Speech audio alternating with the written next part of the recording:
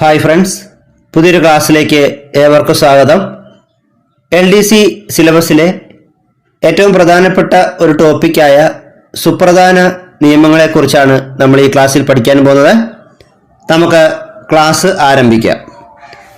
വിവരാവകാശ നിയമം Indian parliament പാസാക്കിയത് എന്നാണ്? 2005 ജൂൺ 15. വിവരാവകാശ നിയമം ഇന്ത്യൻ പാർലമെന്റ് പാസാക്കിയത് 2005 ജൂൺ 15-നാണ്. വിവരാവകാശ നിയമം ഇന്ത്യയിൽ നിലവിൽ വന്നതെന്നാണ്? 2005 ഒക്ടോബർ 12-ന്. വിവരാവകാശ നിയമം ഇന്ത്യൻ പാർലമെന്റ് പാസാക്കിയത് 2005 ജൂൺ 15-നാണ്. എന്നാൽ വിവരാവകാശ നിയമം ഇന്ത്യയിൽ നിലവിൽ വന്നത് 2005 ഒക്ടോബർ 12-നാണ്. ഇന്ത്യയിൽ വിവരാവകാശ നിയമം പാസാക്കാൻ കാരണമായ പ്രസ്ഥാനം ഏതാണ്? മസ്തൂർ കിസാൻ ശക്തി സംഗതൻ. ഇന്ത്യയിൽ വിവരാവകാശ നിയമം പാസാക്കാൻ കാരണമായ പ്രസ്ഥാനം മസ്തൂർ കിസാൻ ശക്തി സംഗതൻ എന്ന സംഘടനയാണ്. ഇതിന്റെ സ്ഥാപക അരുണ റോയിയാണ്.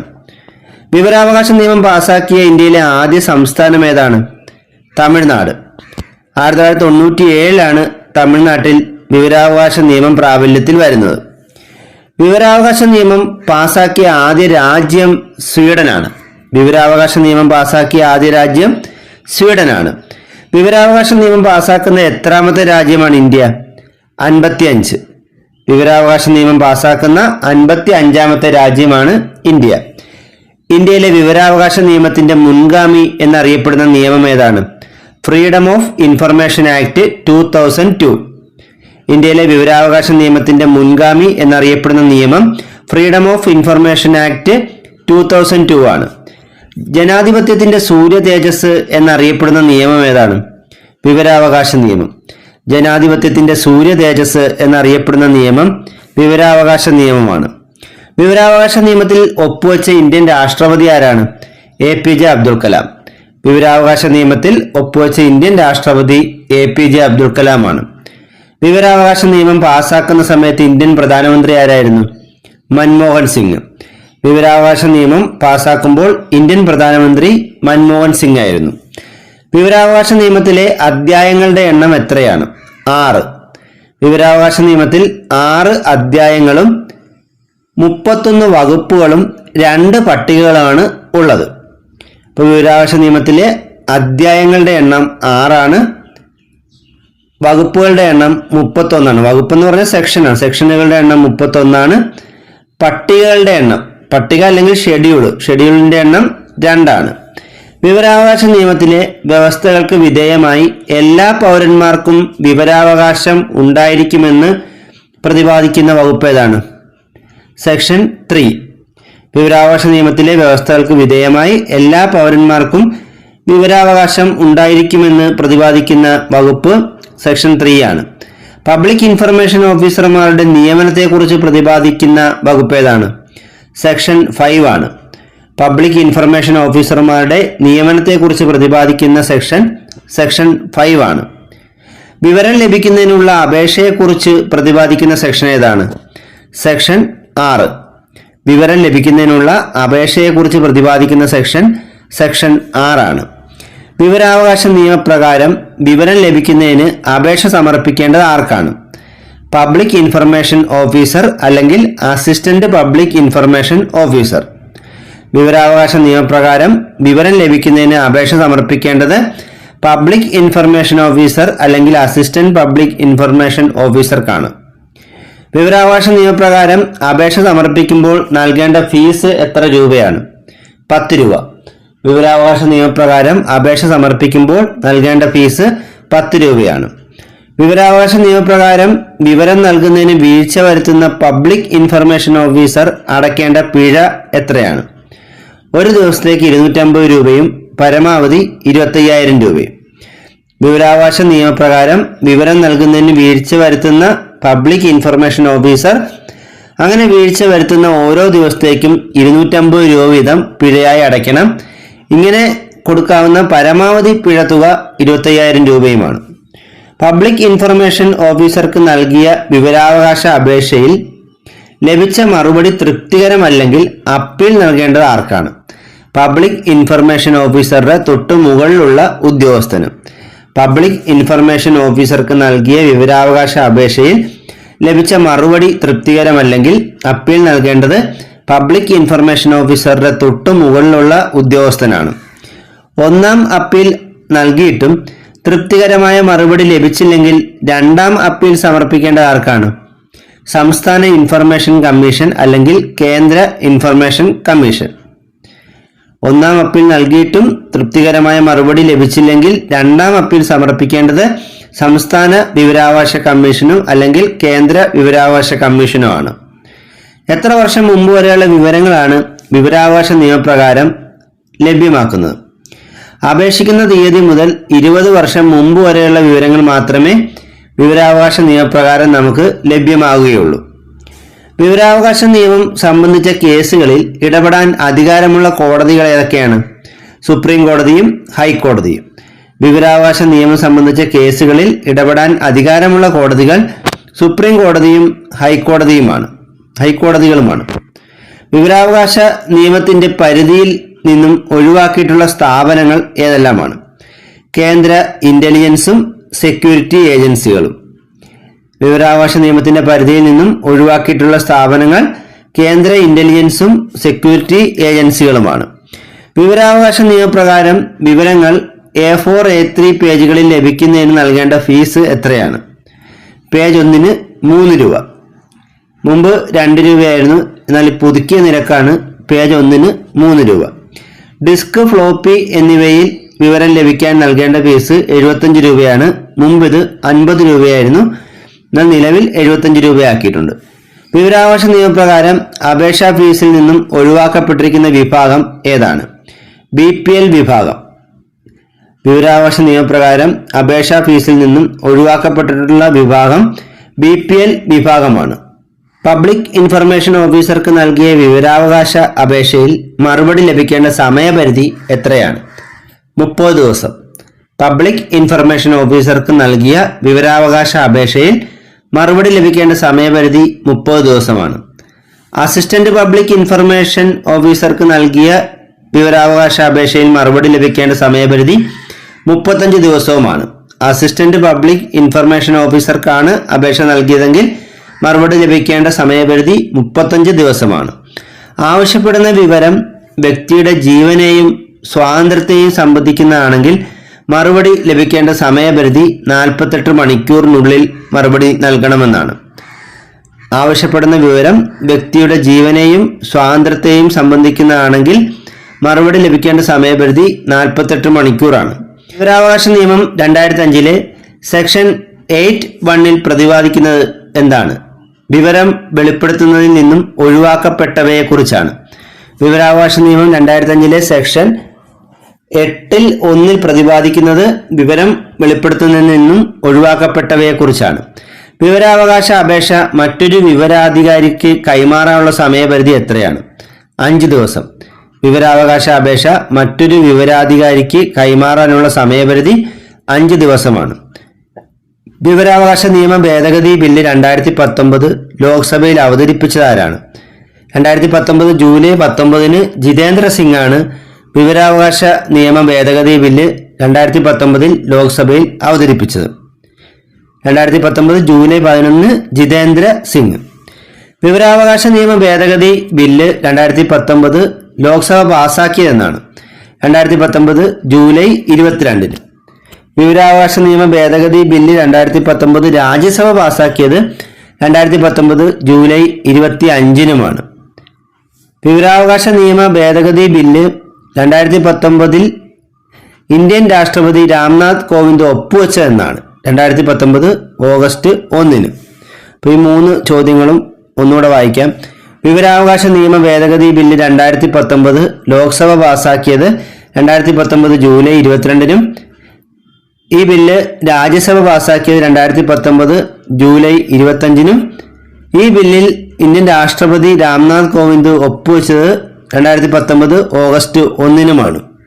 മുഖ്യ വിവരാവകാശ കമ്മീഷണറുടെയും മറ്റ് വിവരാവകാശ കമ്മീഷണർമാരുടെയും കാലാവധി തീരുമാനിക്കാനുള്ള അധികാരം കേന്ദ്ര സർക്കാരിൽ നിക്ഷിപ്തമായത് ഏത് ഭേദഗതിയിലൂടെയാണ്? 2019 വിവരാവകാശ നിയമ ഭേദഗതി.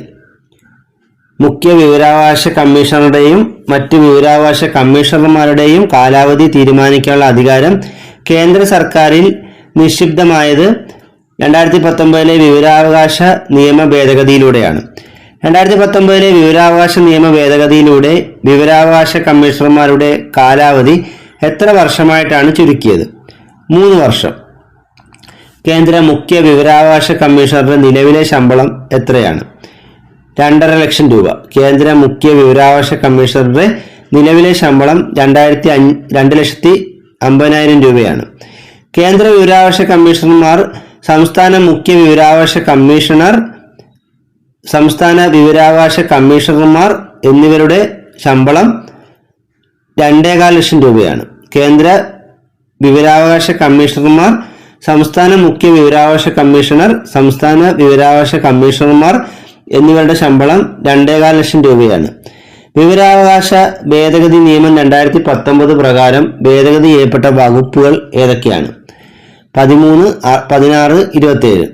വിവരാവകാശ ഭേദഗതി നിയമം 2019 പ്രകാരം ഭേദഗതി ചെയ്യപ്പെട്ട വകുപ്പുകളാണ് വകുപ്പ് 13, 16, 27 എന്നിവ. വിവരാവകാശ നിയമപ്രകാരം അപേക്ഷ സമർപ്പിച്ച ആദ്യ വ്യക്തി ആരാണ്? ഷാഹിദ് റാസ ബെർണായി. വിവരാവകാശ നിയമപ്രകാരം അപേക്ഷ സമർപ്പിച്ച ആദ്യ വ്യക്തി ഷാഹിദ് റാസ ബെർണായി ആണ്. കൃത്യമായ വിവരം നൽകുന്നതിന് വീഴ്ച വരുത്തിയ ഇൻഫർമേഷൻ ഓഫീസർക്കെതിരെ ജാമ്യമില്ലാ അറസ്റ്റ് വാറണ്ട് പുറപ്പെടുവിച്ച ആദ്യ സംസ്ഥാനം ഏതാണ്? അരുണാചൽ പ്രദേശ്. വിവരാവകാശ നിയമത്തിൽ കൃത്യമായ വിവരം നൽകുന്നതിന് വീഴ്ച വരുത്തിയ ഇൻഫർമേഷൻ ഓഫീസർക്കെതിരെ ജാമ്യമില്ലാ അറസ്റ്റ് വാറണ്ട് പുറപ്പെടുവിച്ച ആദ്യ സംസ്ഥാനം അരുണാചൽ പ്രദേശാണ്. ടെലിഫോണിലൂടെ വിവരാവകാശ നിയമപ്രകാരം അപേക്ഷ സമർപ്പിക്കാനുള്ള സംവിധാനം ഏർപ്പെടുത്തിയ ആദ്യ സംസ്ഥാനം ഏതാണ്? ഉത്തർപ്രദേശ്. ടെലിഫോണിലൂടെ വിവരാവകാശ നിയമപ്രകാരം അപേക്ഷ സമർപ്പിക്കാനുള്ള സംവിധാനം ഏർപ്പെടുത്തിയ ആദ്യ സംസ്ഥാനം ഉത്തർപ്രദേശാണ്. കേന്ദ്ര വിവരാവകാശ കമ്മീഷൻ രൂപീകരിച്ചത് വിവരാവകാശ നിയമത്തിലെ ഏത് വകുപ്പ് പ്രകാരമാണ്? സെക്ഷൻ 12 പ്രകാരം. സെക്ഷൻ 12 പ്രകാരമാണ് കേന്ദ്ര വിവരാവകാശ കമ്മീഷൻ രൂപീകരിച്ചിട്ടുള്ളത്. കേന്ദ്ര വിവരാവകാശ കമ്മീഷൻ ഉൾക്കൊള്ളുന്ന മന്ത്രാലയം ഏതാണ്? Ministry of personal and training. കേന്ദ്ര വിവരാവകാശ കമ്മീഷൻ ഉൾക്കൊള്ളുന്ന മന്ത്രാലയം ministry of personal and training ആണ്. കേന്ദ്ര വിവരാവകാശ കമ്മീഷനിലെ അംഗസംഖ്യ എത്രയാണ്? മുഖ്യ വിവരാവകാശ കമ്മീഷണറും 10-ൽ കൂടാത്ത വിവരാവകാശ കമ്മീഷണർമാരും. കേന്ദ്ര വിവരാവകാശ കമ്മീഷനിലെ അംഗസംഖ്യ മുഖ്യ വിവരാവകാശ കമ്മീഷണറും 10-ൽ കൂടാത്ത വിവരാവകാശ കമ്മീഷണർമാരുമാണ് കേന്ദ്ര വിവരാവകാശ കമ്മീഷനിലെ അംഗസംഖ്യ. കേന്ദ്ര വിവരാവകാശ കമ്മീഷൻ അംഗങ്ങളെ തിരഞ്ഞെടുക്കുന്ന കമ്മിറ്റിയിലെ അംഗങ്ങൾ ആരൊക്കെയാണ്?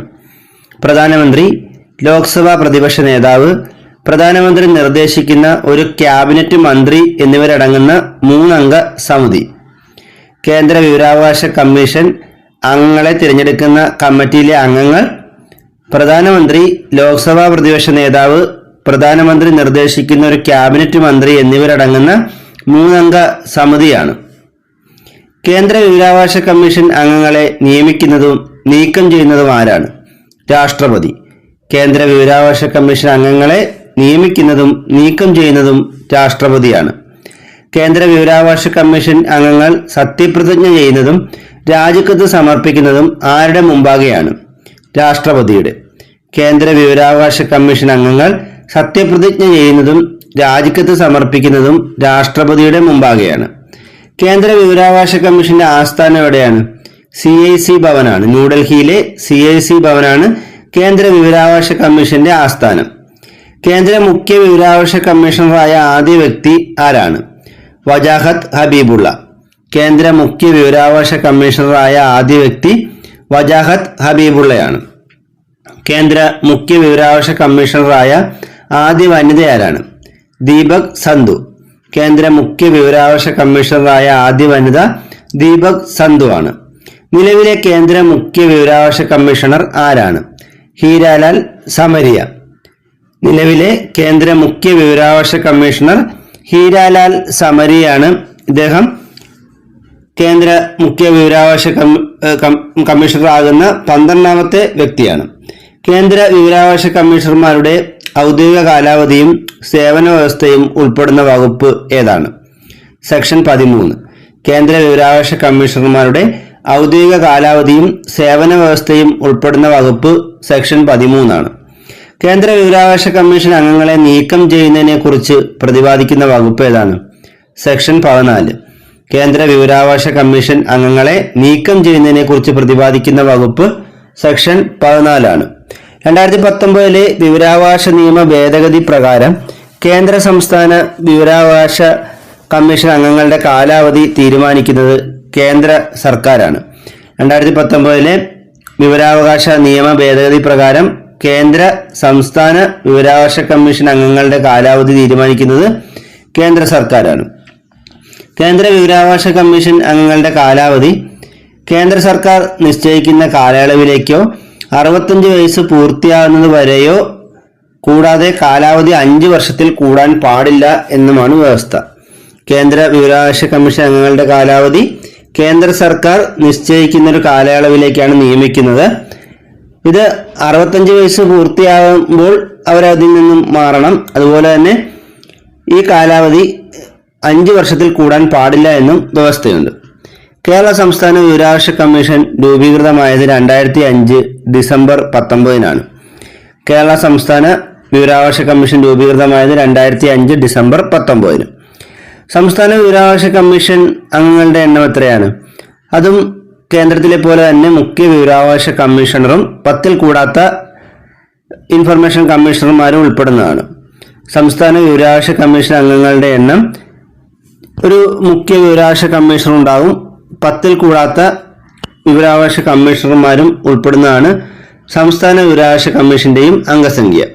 സംസ്ഥാന വിവരാവകാശ കമ്മീഷൻ അംഗങ്ങളുടെ എണ്ണത്തെക്കുറിച്ച് പ്രതിപാദിക്കുന്ന വകുപ്പ് സെക്ഷൻ 15 2 സംസ്ഥാന വിവരാവകാശ കമ്മീഷൻ അംഗങ്ങളുടെ എണ്ണത്തെക്കുറിച്ച് പ്രതിപാദിക്കുന്ന വകുപ്പ് ഏതാണ്?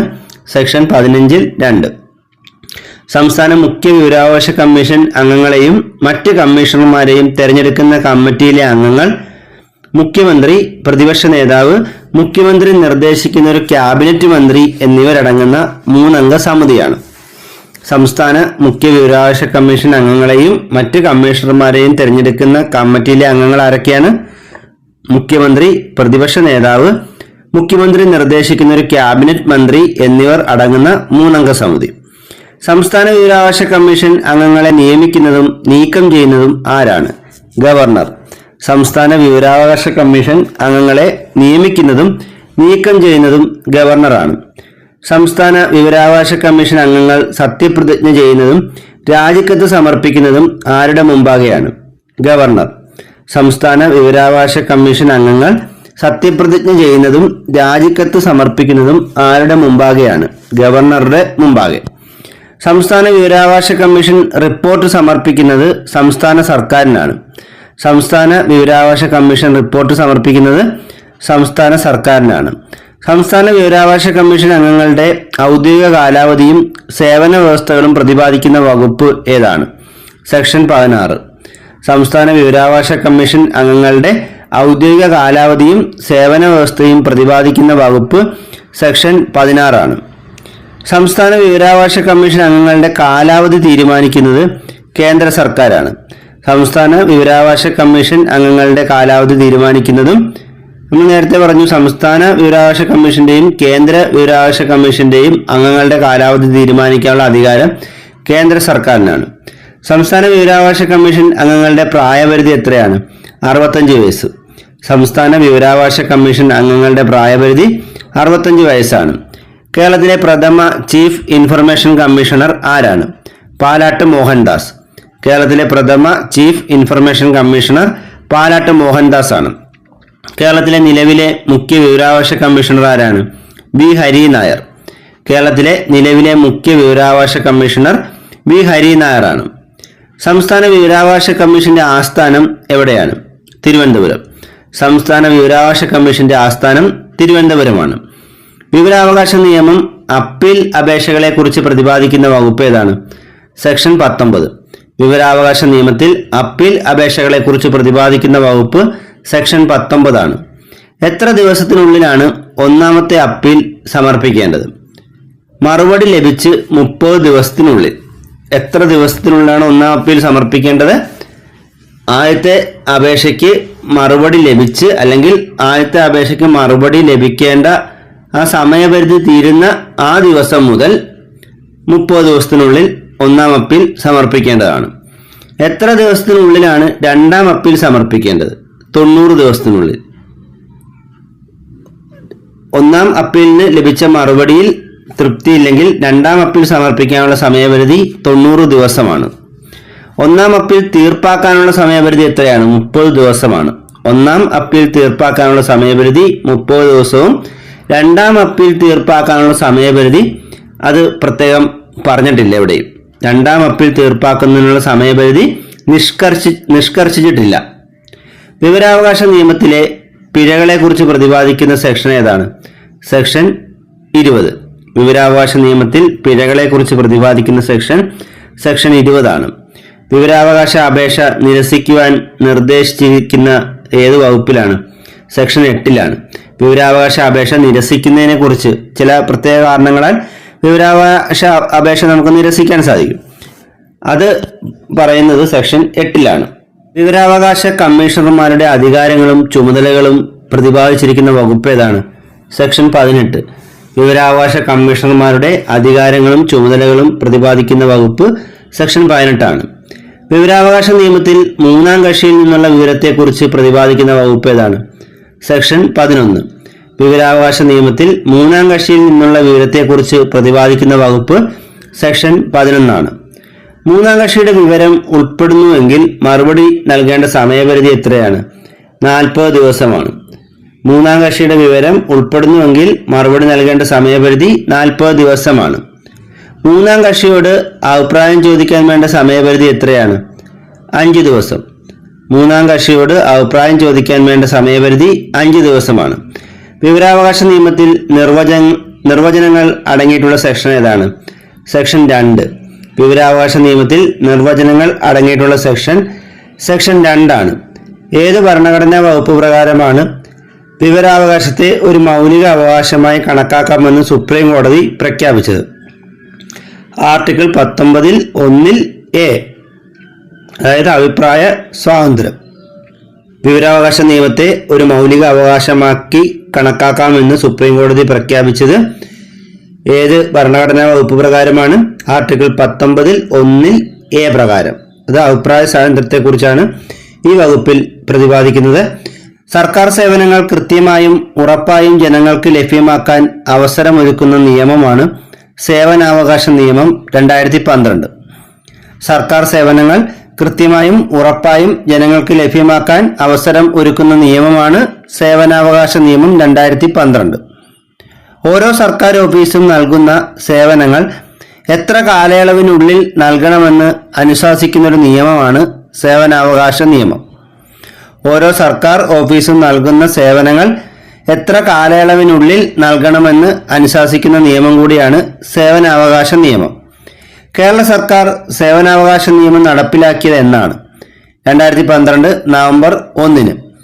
കേരളത്തിൽ സേവനാവകാശ നിയമം നിലവിൽ വന്നത് 2012 നവംബർ 1-നാണ്. സേവനാവകാശ നിയമം നിലവിൽ വരുമ്പോൾ കേരള മുഖ്യമന്ത്രി ആരായിരുന്നു? ഉമ്മൻചാണ്ടി. സേവനാവകാശ നിയമം നിലവിൽ വരുമ്പോൾ കേരളത്തിലെ മുഖ്യമന്ത്രി ഉമ്മൻചാണ്ടിയായിരുന്നു. സേവനാവകാശ നിയമത്തിൽ സേവനങ്ങൾ ലഭിക്കുന്നതിനുള്ള അവകാശത്തെക്കുറിച്ച് പ്രതിപാദിക്കുന്ന വകുപ്പ് ഏതാണ്? സെക്ഷൻ 4. സേവനാവകാശ നിയമത്തിൽ സേവനങ്ങൾ ലഭിക്കുന്നതിനുള്ള അവകാശത്തെക്കുറിച്ച് പ്രതിപാദിക്കുന്ന വകുപ്പ് സെക്ഷൻ 4-ആണ്. സേവനാവകാശ നിയമത്തിൽ സേവനം നൽകാൻ നിയോഗിക്കപ്പെട്ട ഉദ്യോഗസ്ഥന്റെ ചുമതലകളെക്കുറിച്ച് പ്രതിപാദിക്കുന്ന വകുപ്പ് ഏതാണ്? സെക്ഷൻ 5.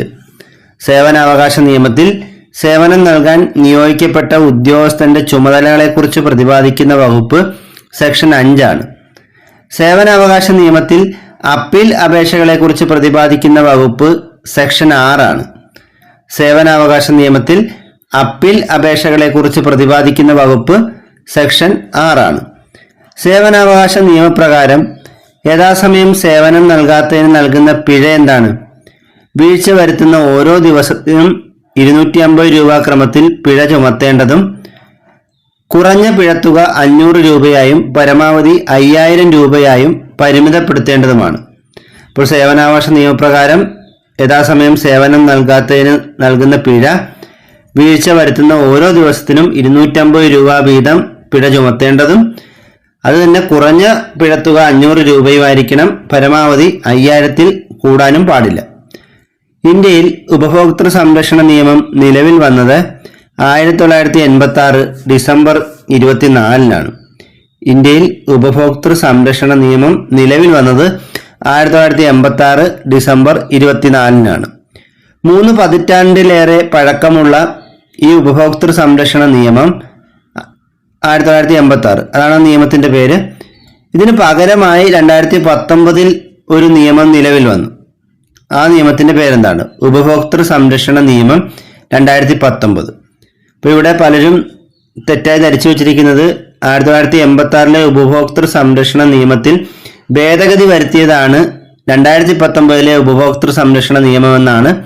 അങ്ങനെയല്ല, ഇത് 1986 ഉപഭോക്തൃ സംരക്ഷണ നിയമത്തിന് പകരം ഇന്ത്യയിൽ നിലവിൽ വന്ന നിയമമാണ് 2019 ഉപഭോക്തൃ സംരക്ഷണ നിയമം.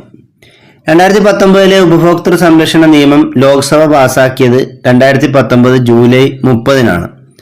2019 ഉപഭോക്തൃ സംരക്ഷണ നിയമം ലോക്സഭ പാസാക്കിയത് 2019 ജൂലൈ 30-നാണ്. 2019 ഉപഭോക്തൃ സംരക്ഷണ നിയമം രാജ്യസഭ പാസാക്കിയത് 2019 ഓഗസ്റ്റ് 6-നാണ്. 2019 ഉപഭോക്തൃ സംരക്ഷണ നിയമത്തിൽ രാഷ്ട്രപതി ഒപ്പുവെച്ചത്, നിയമത്തിന് നല്ല ബില്ല് രാഷ്ട്രപതി ഒപ്പുവെച്ചത് 2019 ഓഗസ്റ്റ് 9-നാണ്.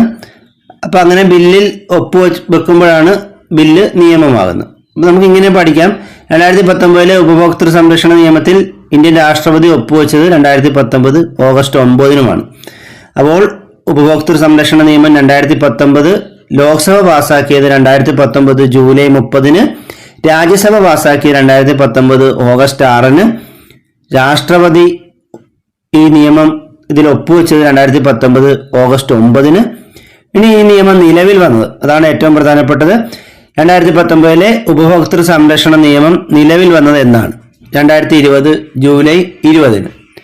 2019 ഉപഭോക്തൃ സംരക്ഷണ നിയമം നിലവിൽ വന്നത് 2020 ജൂലൈ 20-നാണ്. 2019 ഉപഭോക്തൃ സംരക്ഷണ നിയമത്തിൽ കീഴിൽ അന്വേഷണത്തിനുള്ള അധികാരങ്ങൾ നൽകപ്പെട്ടിരിക്കുന്ന ആർക്കൊക്കെയാണ്? ഡയറക്ടർ ജനറലിനും ജില്ലാ കളക്ടർക്കും. 2019 ഉപഭോക്തൃ സംരക്ഷണ നിയമത്തിന് കീഴിൽ അന്വേഷണത്തിനുള്ള അധികാരങ്ങൾ നൽകപ്പെട്ടിട്ടുള്ളത് ഡയറക്ടർ ജനറൽക്കും ജില്ലാ കളക്ടർക്കുമാണ്. ദേശീയ ഉപഭോക്തൃ ദിനമായി ആചരിക്കുന്നത് എന്നാണ്? ഡിസംബർ 24. ദേശീയ ഉപഭോക്തൃ ദിനമായി ആചരിക്കുന്നത് ഡിസംബർ 24-ആണ്. ലോക ഉപഭോക്തൃ അവകാശ ദിനം എന്നാണ്? മാർച്ച് 15. ലോക ഉപഭോക്തൃ അവകാശ ദിനം മാർച്ച് 15-ആണ്. 2023 ലോക ഉപഭോക്തൃ അവകാശ ദിന പ്രമേയം എന്താണ്? Empowering consumers through clean energy transitions എന്നാണ്.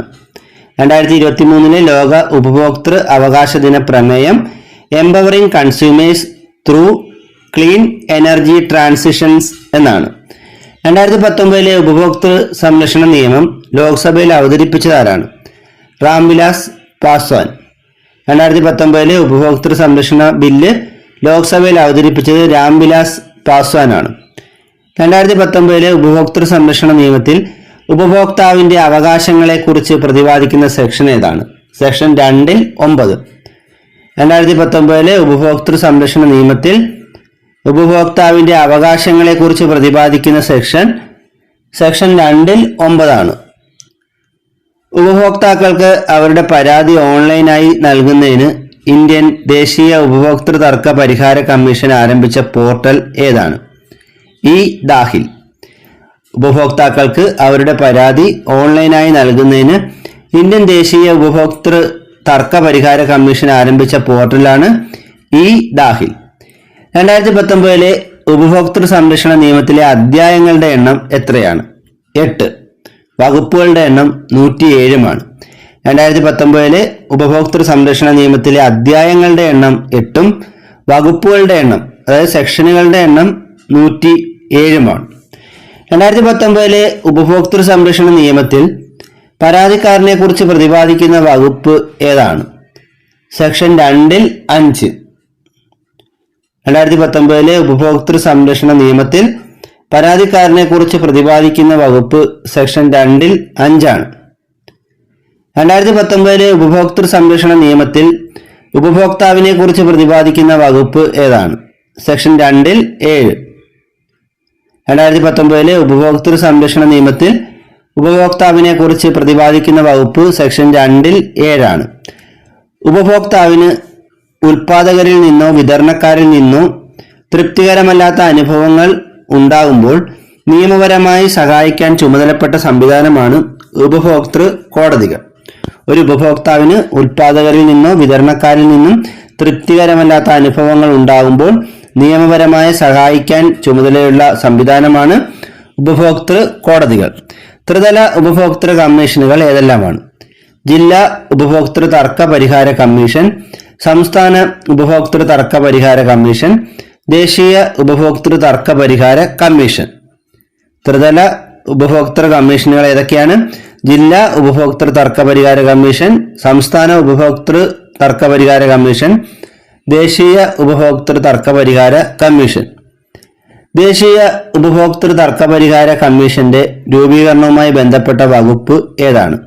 സെക്ഷൻ 53.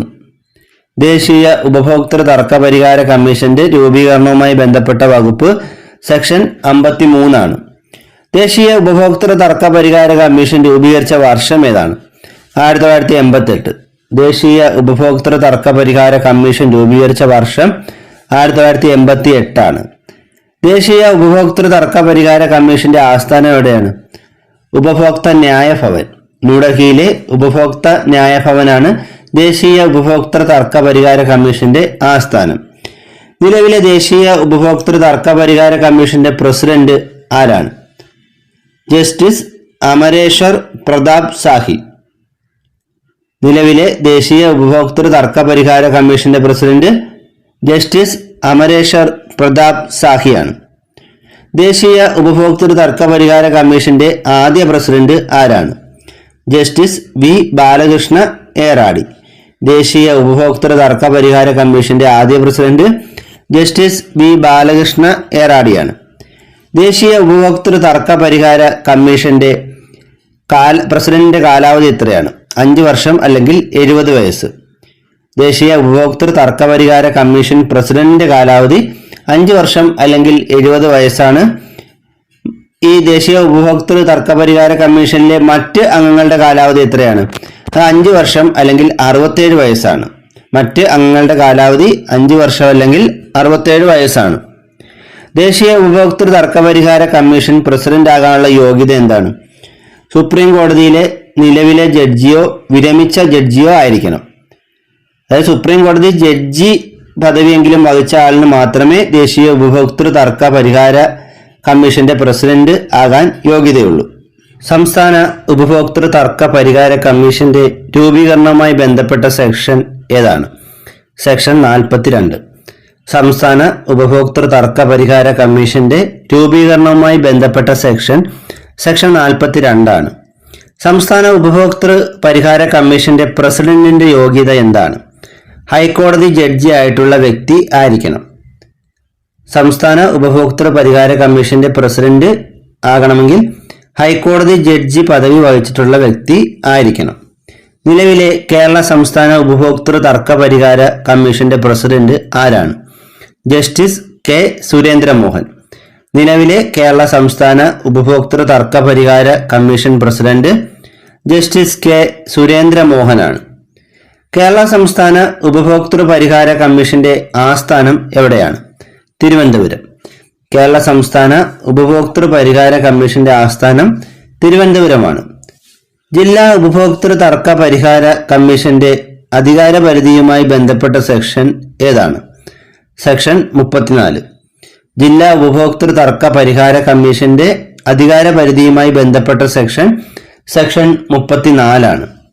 ജില്ലാ ഉപഭോക്തൃ തർക്ക പരിഹാര കമ്മീഷന്റെ പ്രസിഡന്റിന്റെ യോഗ്യത എന്താണ്? ജില്ലാ ജഡ്ജി ആകാനുള്ള യോഗ്യതയുള്ള വ്യക്തി ആയിരിക്കണം. ജില്ലാ ഉപഭോക്തൃ തർക്ക പരിഹാര കമ്മീഷന്റെ പ്രസിഡന്റിന്റെ യോഗ്യത ജില്ലാ ജഡ്ജി ആകാനുള്ള യോഗ്യതയുള്ള വ്യക്തിയായിരിക്കണം. കേന്ദ്ര ഉപഭോക്തൃ സംരക്ഷണ അതോറിറ്റി നിലവിൽ വന്നതെന്നാണ്? 2020 ജൂലൈ 24. ആസ്ഥാനം ന്യൂഡൽഹിയാണ്. കേന്ദ്ര ഉപഭോക്തൃ സംരക്ഷണ അതോറിറ്റി നിലവിൽ വന്നത് 2020 ജൂലൈ 24 ആസ്ഥാനം ന്യൂഡൽഹിയാണ്. നിലവിലെ കേന്ദ്ര ഉപഭോക്തൃകാര്യ വകുപ്പ് മന്ത്രി ആരാണ്? പീയൂഷ് ഗോയൽ. നിലവിലെ കേന്ദ്ര ഉപഭോക്തൃകാര്യ വകുപ്പ് മന്ത്രി പീയൂഷ് ഗോയലാണ്. കേരള സംസ്ഥാന ഭക്ഷ്യ പൊതുവിതരണ ഉപഭോക്തൃകാര്യ വകുപ്പ് മന്ത്രി ആരാണ്? GR അനിൽ. കേരള സംസ്ഥാന ഭക്ഷ്യ പൊതുവിതരണ ഉപഭോക്തൃകാര്യ മന്ത്രി GR അനിലാണ്. ഉപഭോക്താക്കളെ ശാക്തീകരിക്കാനും അവരുടെ അവകാശങ്ങളെക്കുറിച്ച് ബോധവൽക്കരണം സൃഷ്ടിക്കാനും പുറത്തിറക്കിയ ചിഹ്നമാണ് ജാഗൃതി. ഉപഭോക്താക്കളെ ശാക്തീകരിക്കാനും അവരുടെ അവകാശങ്ങളെക്കുറിച്ച് ബോധവൽക്കരണം ഉണ്ടാക്കാനും പുറത്തിറക്കിയ ചിഹ്നമാണ് ജാഗൃതി. അളവ് തൂക്ക നിലവാരം ഉറപ്പുവരുത്തുന്ന സർക്കാർ വകുപ്പ് ഏതാണ്? Legal metrology. അളവ് തൂക്ക നിലവാരം ഉറപ്പുവരുത്തുന്ന സർക്കാർ വകുപ്പ് ലീഗൽ മെട്രോളജിയാണ്. മരുന്നുകളുടെ ഗുണമേന്മ, സുരക്ഷിതത്വം എന്നിവ ഉറപ്പുവരുത്തുന്ന സർക്കാർ വകുപ്പ് ഏതാണ്? ഡ്രഗ്സ് കൺട്രോൾ വകുപ്പാണ്. മരുന്നുകളുടെ ഗുണമേന്മ, സുരക്ഷിതത്വം എന്നിവ ഉറപ്പുവരുത്തുന്ന സർക്കാർ വകുപ്പ് ഡ്രഗ്സ് കൺട്രോൾ വകുപ്പാണ്. ഭക്ഷ്യവസ്തുക്കളുടെ ഗുണമേന്മ ഉറപ്പുവരുത്തുന്ന സർക്കാർ വകുപ്പ് ഭക്ഷ്യ സുരക്ഷാ വകുപ്പാണ്. ഭക്ഷ്യവസ്തുക്കളുടെ ഗുണമേന്മ ഉറപ്പുവരുത്തുന്നത് ഭക്ഷ്യ സുരക്ഷാ വകുപ്പാണ്. ബ്യൂറോ ഓഫ് ഇന്ത്യൻ സ്റ്റാൻഡേർഡ് ഉൽപ്പന്നങ്ങളുടെ നിശ്ചിത ഗുണനിലവാരം ഉറപ്പാക്കുന്നതിന് നൽകുന്ന മുദ്രയാണ് ISI മുദ്ര. ബ്യൂറോ ഓഫ് ഇന്ത്യൻ സ്റ്റാൻഡേർഡ് ഉൽപ്പന്നങ്ങളുടെ നിശ്ചിത ഗുണനിലവാരം ഉറപ്പാക്കുന്നതിന് നൽകുന്ന മുദ്രയാണ് ISI മുദ്ര. പഴവർഗ്ഗങ്ങൾ, പച്ചക്കറികൾ എന്നിവയുടെ നിലവാരം സാക്ഷ്യപ്പെടുത്തുന്ന മുദ്രയാണ് ഫുഡ് പ്രോഡക്ട്സ് ഓർഡർ, അതായത് FPO. പഴവർഗ്ഗങ്ങൾ, പച്ചക്കറികൾ എന്നിവയുടെ നിലവാരം സാക്ഷ്യപ്പെടുത്തുന്ന മുദ്രയാണ് ഫുഡ് പ്രോഡക്ട്സ് ഓർഡർ. സ്വർണ്ണാഭരണങ്ങളുടെ പരിശുദ്ധിയെ സൂചിപ്പിക്കുന്നതാണ് BIS ഹാൾമാർക്ക്. സ്വർണ്ണാഭരണങ്ങളുടെ പരിശുദ്ധിയെ സൂചിപ്പിക്കുന്നതാണ് BIS ഹാൾമാർക്ക്. കാർഷിക വന ഉൽപ്പന്നങ്ങളുടെ ഗുണമേന്മ ഉറപ്പാക്കുന്നതിന് നൽകുന്ന ചിഹ്നമാണ് അഗ്മാർക്ക്. കാർഷിക വന ഉൽപ്പന്നങ്ങളുടെ ഗുണമേന്മ ഉറപ്പാക്കുന്നതിന് നൽകുന്ന ചിഹ്നമാണ് അഗ്മാർക്ക്. 50 ലക്ഷം രൂപ വരെ മൂല്യമുള്ള സേവനങ്ങൾക്കും ചരക്കുകൾക്കും എതിരെയുള്ള പരാതികൾ നൽകേണ്ടത് ജില്ലാ ഉപഭോക്തൃ പരിഹാര കമ്മീഷനാണ്. 50 ലക്ഷം രൂപ വരെ മൂല്യമുള്ള സേവനങ്ങൾക്കും ചരക്കുകൾക്കും എതിരെയുള്ള പരാതികൾ നൽകേണ്ടത് ജില്ലാ ഉപഭോക്തൃ പരിഹാര കമ്മീഷനാണ്. 50 ലക്ഷം മുതൽ 2 കോടി വരെ മൂല്യമുള്ള സേവനങ്ങൾക്കും ചരക്കുകൾക്കും എതിരെയുള്ള പരാതി സമർപ്പിക്കേണ്ടത് സംസ്ഥാന ഉപഭോക്തൃ തർക്ക പരിഹാര കമ്മീഷനാണ്. 2 കോടി രൂപയ്ക്ക് മുകളിൽ മൂല്യമുള്ള ചരക്കുകൾക്കും സേവനങ്ങൾക്കും എതിരെയുള്ള പരാതി സമർപ്പിക്കേണ്ടത് ദേശീയ ഉപഭോക്തൃ തർക്ക പരിഹാര കമ്മീഷനാണ്. അപ്പോൾ 50 ലക്ഷം രൂപ വരെ ജില്ലാ ഉപഭോക്തൃ പരിഹാര കമ്മീഷനും 50 മുതൽ 2 കോടി രൂപ വരെ മൂല്യമുള്ള സേവനങ്ങൾക്കും ചരക്കുകൾക്കും എതിരെയുള്ള പരാതികൾ സംസ്ഥാന ഉപഭോക്തൃ തർക്ക പരിഹാര കമ്മീഷനും 2 കോടി രൂപയ്ക്ക് മുകളിലുള്ളത് ദേശീയ ഉപഭോക്തൃ തർക്ക പരിഹാര കമ്മീഷനുമാണ് നൽകേണ്ടത്. അയിത്താചരണവുമായി ബന്ധപ്പെട്ട കുറ്റങ്ങൾക്ക് ശിക്ഷ നൽകുന്നത് ഏത് നിയമം അനുസരിച്ചാണ്? 1955 സിവിൽ അവകാശ സംരക്ഷണ നിയമം അഥവാ പൗരാവകാശ സംരക്ഷണ നിയമം. അയിത്താചരണവുമായി ബന്ധപ്പെട്ട കുറ്റങ്ങൾക്ക് ശിക്ഷ നൽകുന്നത് 1955 സിവിൽ അവകാശ സംരക്ഷണ നിയമപ്രകാരമാണ്. സിവിൽ അവകാശ സംരക്ഷണ നിയമം ഇന്ത്യയിൽ നിലവിൽ വന്നത് എന്നാണ്? 1955 ജൂൺ 8. സിവിൽ അവകാശ സംരക്ഷണ നിയമം ഇന്ത്യയിൽ പ്രാബല്യത്തിൽ വന്നത് 1955 ജൂൺ 1. സിവിൽ അവകാശ സംരക്ഷണ നിയമം ആദ്യകാലങ്ങളിൽ അറിയപ്പെട്ടിരുന്ന പേരെന്താണ്? തൊട്ടുകൂടായ്മ നിരോധന നിയമം. സിവിൽ അവകാശ സംരക്ഷണ നിയമം ആദ്യകാലത്ത് അറിയപ്പെട്ടിരുന്നത് തൊട്ടുകൂടായ്മ നിരോധന നിയമം എന്ന പേരിലാണ്. തൊട്ടുകൂടായ്മ, അയിത്തം എന്നിവ നിരോധിക്കുന്ന ഭരണഘടനാ അനുച്ഛേദം ഏതാണ്? ആർട്ടിക്കിൾ 17. തൊട്ടുകൂടായ്മ, അയിത്തം എന്നിവ നിരോധിക്കുന്ന ഭരണഘടനാ വകുപ്പ് ആർട്ടിക്കിൾ 17 ആണ്. സിവിൽ അവകാശ സംരക്ഷണ നിയമം ലംഘിക്കുന്നവർക്ക് ലഭിക്കാവുന്ന പരമാവധി ശിക്ഷ എന്താണ്? 2 വർഷം വരെ തടവ് ശിക്ഷ. സിവിൽ അവകാശ സംരക്ഷണ നിയമം ലംഘിക്കുന്നവർക്ക് ലഭിക്കാവുന്ന പരമാവധി ശിക്ഷ 2 വർഷം വരെ തടവ് ശിക്ഷയാണ്. പട്ടികജാതി പട്ടികവർഗ വിഭാഗങ്ങൾക്കെതിരെ നടക്കുന്ന അതിക്രമങ്ങളും ചൂഷണങ്ങളും തടയുന്നതിനായി ശിക്ഷാ നടപടികൾ അടങ്ങിയിരിക്കുന്ന നിയമം ഏതാണ്? SC/ST വിഭാഗങ്ങൾക്കെതിരായ അക്രമ നിരോധന നിയമം അഥവാ SC/ST അട്രോസിറ്റീസ് ആക്ട്. പട്ടികജാതി പട്ടികവർഗ വിഭാഗങ്ങൾക്കെതിരെ നടക്കുന്ന അതിക്രമങ്ങളും ചൂഷണങ്ങളും തടയുന്നതിനുള്ള ശിക്ഷാ നടപടികൾ അടങ്ങിയിരിക്കുന്ന നിയമമാണ് SC/ST വിഭാഗങ്ങൾക്കെതിരായ അക്രമ നിരോധന നിയമം അഥവാ SC/ST അട്രോസിറ്റീസ് ആക്ട്. SC/ST വിഭാഗങ്ങൾക്കെതിരായ അക്രമ നിരോധന നിയമത്തിൽ ഭേദഗതി ചെയ്തിട്ടുള്ള വർഷങ്ങൾ ഏതൊക്കെയാണ്? 2015 2018. SC/ST വിഭാഗങ്ങൾക്കെതിരായ അക്രമ നിരോധന നിയമത്തിൽ ഭേദഗതി വരുത്തിയിട്ടുള്ള വർഷങ്ങൾ 2015 2018. SC/ST വിഭാഗങ്ങൾക്കെതിരായ അക്രമ നിരോധന നിയമം ഇന്ത്യൻ പാർലമെന്റ് പാസാക്കിയത് എന്നാണ്? 1989 സെപ്റ്റംബർ 11. SC/ST വിഭാഗങ്ങൾക്കെതിരായ അക്രമ നിരോധന നിയമം പാർലമെന്റ് പാസാക്കിയത് 1989 സെപ്റ്റംബർ 11. SC/ST വിഭാഗങ്ങൾക്കെതിരായ അക്രമ നിരോധന നിയമം ഇന്ത്യയിൽ നിലവിൽ വന്നത് എന്നാണ്? 1990 ജനുവരി 30. SC/ST വിഭാഗങ്ങൾക്കെതിരായ അക്രമ നിരോധന നിയമം നിലവിൽ വന്നത് 1990 ജനുവരി 30. SC/ST വിഭാഗങ്ങൾക്കെതിരായ അക്രമ നിരോധന നിയമം പാസാക്കുന്ന സമയത്തെ ഇന്ത്യൻ പ്രധാനമന്ത്രി ആരായിരുന്നു? രാജീവ് ഗാന്ധി. ഈ നിയമം പാസാക്കുന്ന സമയത്തായിരുന്നു രാജീവ് ഗാന്ധി ഇന്ത്യൻ പ്രധാനമന്ത്രി. എന്നാൽ ഈ നിയമം നിലവിൽ വന്ന സമയത്ത് ഇന്ത്യയിലെ പ്രധാനമന്ത്രി VP സിംഗ് ആയിരുന്നു. SC/ST വിഭാഗങ്ങൾക്കെതിരായ അക്രമ നിരോധന നിയമത്തിന് അംഗീകാരം നൽകിയ ഇന്ത്യൻ രാഷ്ട്രപതി ആരാണ്? R വെങ്കട്ടരാമൻ. SC/ST വിഭാഗങ്ങൾക്കെതിരായ അക്രമ നിരോധന നിയമത്തിന് അംഗീകാരം നൽകിയ ഇന്ത്യൻ രാഷ്ട്രപതി R വെങ്കട്ടരാമനാണ്. SC/ST വിഭാഗങ്ങൾക്കെതിരായ അക്രമ നിരോധന നിയമപ്രകാരമുള്ള കേസുകൾ അന്വേഷിക്കേണ്ടത് ആരാണ്? ഡെപ്യൂട്ടി സൂപ്രണ്ട് അഥവാ DYSP റാങ്ക് മുതലുള്ള അതിന് മുകളിലോട്ടുള്ള പോലീസ് ഉദ്യോഗസ്ഥരാണ് ഇത്തരത്തിലുള്ള കേസുകൾ അന്വേഷിക്കേണ്ടത്. SC/ST വിഭാഗങ്ങൾക്കെതിരായ അക്രമ നിരോധന നിയമത്തിലെ അധ്യായങ്ങളുടെ എണ്ണം എത്രയാണ്? 6. വകുപ്പുകളുടെ എണ്ണമോ? 23. SC/ST വിഭാഗങ്ങൾക്കെതിരായ അക്രമ നിരോധന നിയമത്തിലെ അധ്യായങ്ങളുടെ എണ്ണം 6ഉം വകുപ്പുകളുടെ എണ്ണം 23ആണ്. വകുപ്പ് എന്ന് പറയുന്നത് തന്നെയാണ് സെക്ഷൻ. SC/ST വിഭാഗങ്ങൾക്കെതിരായ അക്രമ നിരോധന നിയമത്തിൽ 2015 ഭേദഗതി പ്രകാരം കൂട്ടിച്ചേർത്ത അധ്യായം ഏതാണ്? അധ്യായം 4A. SC/ST വിഭാഗങ്ങൾക്കെതിരായ അക്രമ നിരോധന നിയമത്തിൽ 2015 ഭേദഗതി പ്രകാരം കൂട്ടിച്ചേർത്ത അധ്യായം 4A ആണ്. SC/ST വിഭാഗങ്ങൾക്കെതിരായ അക്രമ നിരോധന നിയമപ്രകാരമുള്ള കേസുകൾ തീർപ്പാക്കുന്നതിനുള്ള സമയപരിധി എത്രയാണ്? 30 ദിവസം. SC/ST വിഭാഗങ്ങൾക്കെതിരായ അക്രമ നിരോധന നിയമപ്രകാരമുള്ള കേസുകൾ തീർപ്പാക്കുന്നതിനുള്ള സമയപരിധി 30 ദിവസമാണ്. SC/ST വിഭാഗങ്ങൾക്കെതിരായ അക്രമ നിരോധന നിയമപ്രകാരമുള്ള കേസുകളിലെ ഇരകളുടെ പുനരധിവാസവും ധനസഹായവും അനുവദിക്കേണ്ടത് ആരാണ്? ജില്ലാ കളക്ടർ. SC/ST വിഭാഗങ്ങൾക്കെതിരായ അക്രമ നിരോധന നിയമപ്രകാരമുള്ള കേസുകളിലെ ഇരകളുടെ പുനരധിവാസവും ധനസഹായവും അനുവദിക്കേണ്ടത് ജില്ലാ കളക്ടറുടെ ചുമതലയാണ്. SC/ST വിഭാഗങ്ങൾക്കെതിരായ അക്രമ നിരോധന നിയമപ്രകാരമുള്ള ഏറ്റവും കുറഞ്ഞ ശിക്ഷ എത്രയാണ്? 6 മാസം തടവ്. ഏറ്റവും കൂടിയ ശിക്ഷ ജീവപര്യന്തം തടവുമാണ്. SC/ST വിഭാഗങ്ങൾക്കെതിരായ അക്രമ നിരോധന നിയമപ്രകാരമുള്ള ഏറ്റവും കുറഞ്ഞ ശിക്ഷ 6 മാസം തടവും ഏറ്റവും കൂടിയ ശിക്ഷ ജീവപര്യന്തം തടവുമാണ്. SC/ST വിഭാഗങ്ങളെക്കുറിച്ച് പ്രതിപാദിക്കുന്ന ഇന്ത്യൻ ഭരണഘടനയിലെ വകുപ്പുകൾ ഏതെല്ലാമാണ്? Article 341 1ഉം article 342 1ഉം.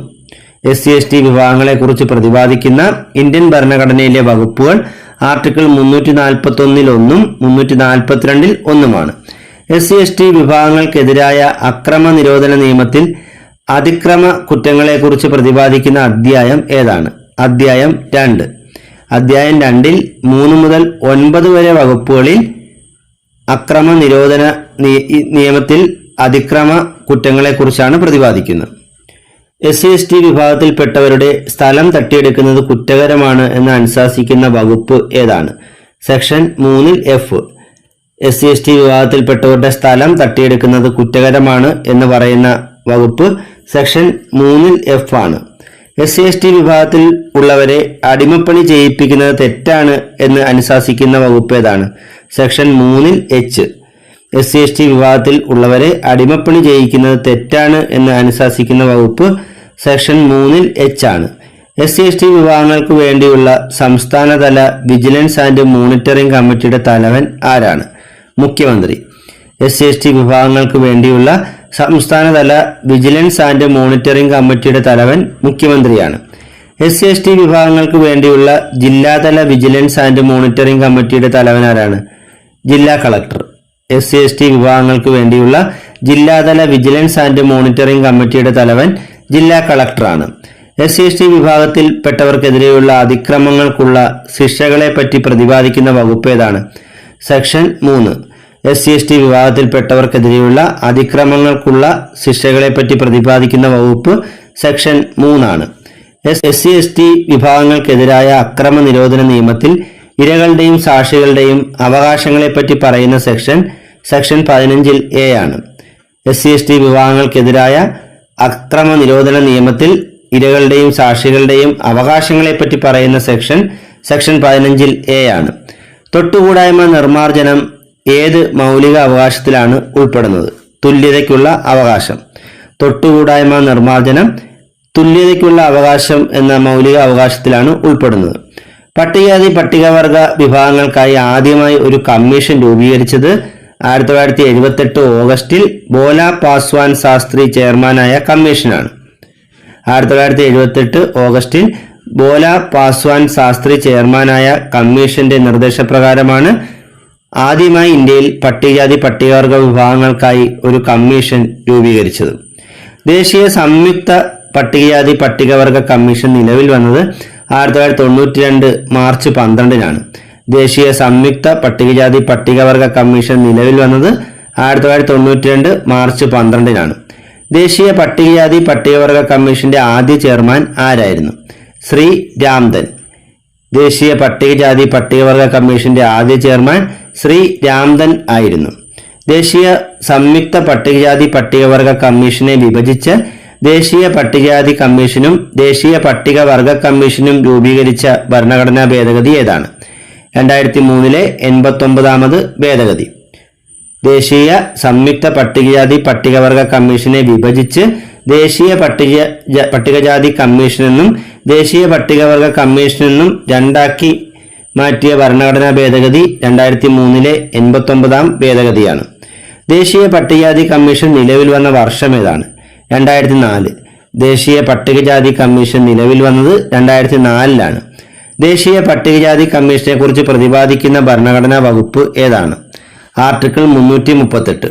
ദേശീയ പട്ടികജാതി കമ്മീഷനെ കുറിച്ച് പ്രതിപാദിക്കുന്ന ഭരണഘടനാ വകുപ്പ് ആർട്ടിക്കിൾ 338 ആണ്. ദേശീയ പട്ടികജാതി കമ്മീഷൻ ചെയർമാനെയും അംഗങ്ങളെയും നിയമിക്കുന്നത് ആരാണ്? രാഷ്ട്രപതി. ദേശീയ പട്ടികജാതി കമ്മീഷൻ ചെയർമാനെയും അംഗങ്ങളെയും നിയമിക്കുന്നത് രാഷ്ട്രപതിയാണ്. ദേശീയ പട്ടികജാതി കമ്മീഷനിലെ അംഗസംഖ്യ എത്രയാണ്? ചെയർമാൻ ഉൾപ്പെടെ 5. ദേശീയ പട്ടികജാതി കമ്മീഷനിലെ അംഗസംഖ്യ ചെയർമാൻ ഉൾപ്പെടെ 5 ആണ്. ദേശീയ പട്ടികജാതി കമ്മീഷൻ ചെയർമാന്റെയും അംഗങ്ങളുടെയും കാലാവധി എത്ര വർഷമാണ്? 3 വർഷം. ദേശീയ പട്ടികജാതി കമ്മീഷൻ ചെയർമാന്റെയും അംഗങ്ങളുടെയും കാലാവധി 3 വർഷമാണ്. ദേശീയ പട്ടികജാതി കമ്മീഷന്റെ ആസ്ഥാനം എവിടെയാണ്? ലോക് നായക് ഭവൻ, ന്യൂഡൽഹി. ദേശീയ പട്ടികജാതി കമ്മീഷന്റെ ആസ്ഥാന മന്ദിരം ലോക് നായക് ഭവനാണ്. ഇത് ന്യൂഡൽഹിയിലാണ്. ദേശീയ പട്ടികജാതി കമ്മീഷന്റെ ആദ്യ ചെയർമാൻ ആരായിരുന്നു? സൂരജ് ഭാൻ. ദേശീയ പട്ടികജാതി കമ്മീഷന്റെ ആദ്യ ചെയർമാൻ സൂരജ് ഭാനാണ്. ദേശീയ പട്ടികജാതി കമ്മീഷന്റെ നിലവിലെ ചെയർമാൻ ആരാണ്? കിഷോർ മക്വാന. ദേശീയ പട്ടികജാതി കമ്മീഷന്റെ നിലവിലെ ചെയർമാൻ കിഷോർ മക്വാനയാണ്. ദേശീയ പട്ടികവർഗ കമ്മീഷനെ കുറിച്ച് പ്രതിപാദിക്കുന്ന ഭരണഘടനാ വകുപ്പ് ഏതാണ്? Article 338A. ദേശീയ പട്ടികവർഗ കമ്മീഷനെ കുറിച്ച് പ്രതിപാദിക്കുന്ന ഭരണഘടനാ വകുപ്പ് ആർട്ടിക്കിൾ 338A ആണ്. ദേശീയ പട്ടികവർഗ കമ്മീഷൻ നിലവിൽ വന്ന വർഷം ഏതാണ്? 2004. ദേശീയ പട്ടികവർഗ കമ്മീഷൻ നിലവിൽ വന്ന വർഷം 2004 ആണ്.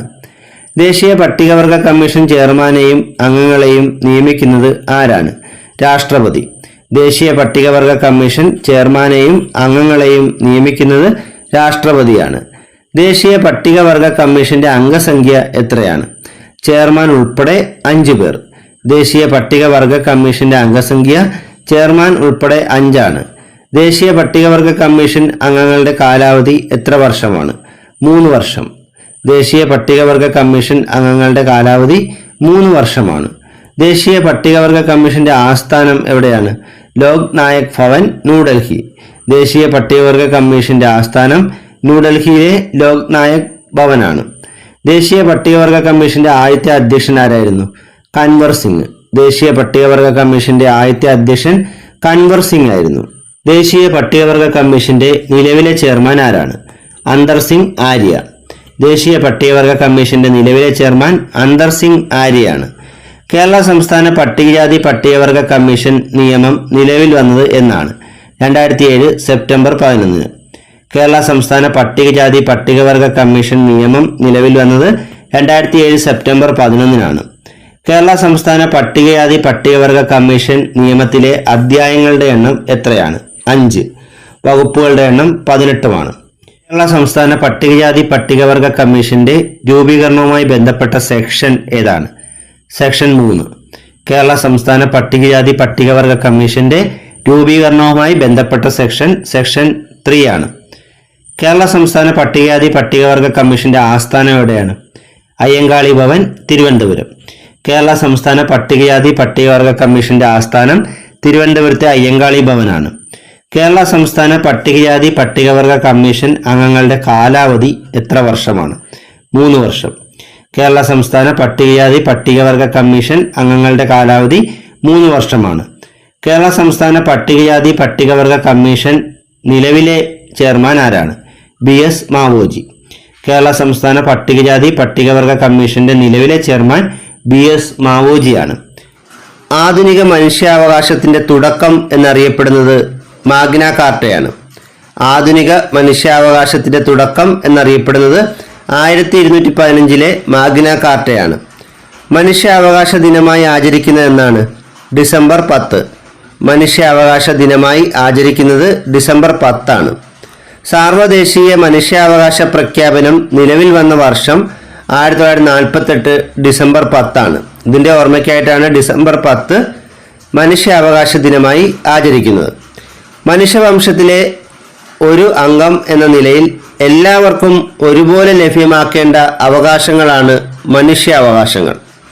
മനുഷ്യവംശത്തിലെ ഒരു അംഗം എന്ന നിലയിൽ എല്ലാവർക്കും ഒരുപോലെ ലഭ്യമാക്കേണ്ട അവകാശങ്ങളെയാണ് മനുഷ്യാവകാശങ്ങൾ എന്ന് വിളിക്കുന്നത്.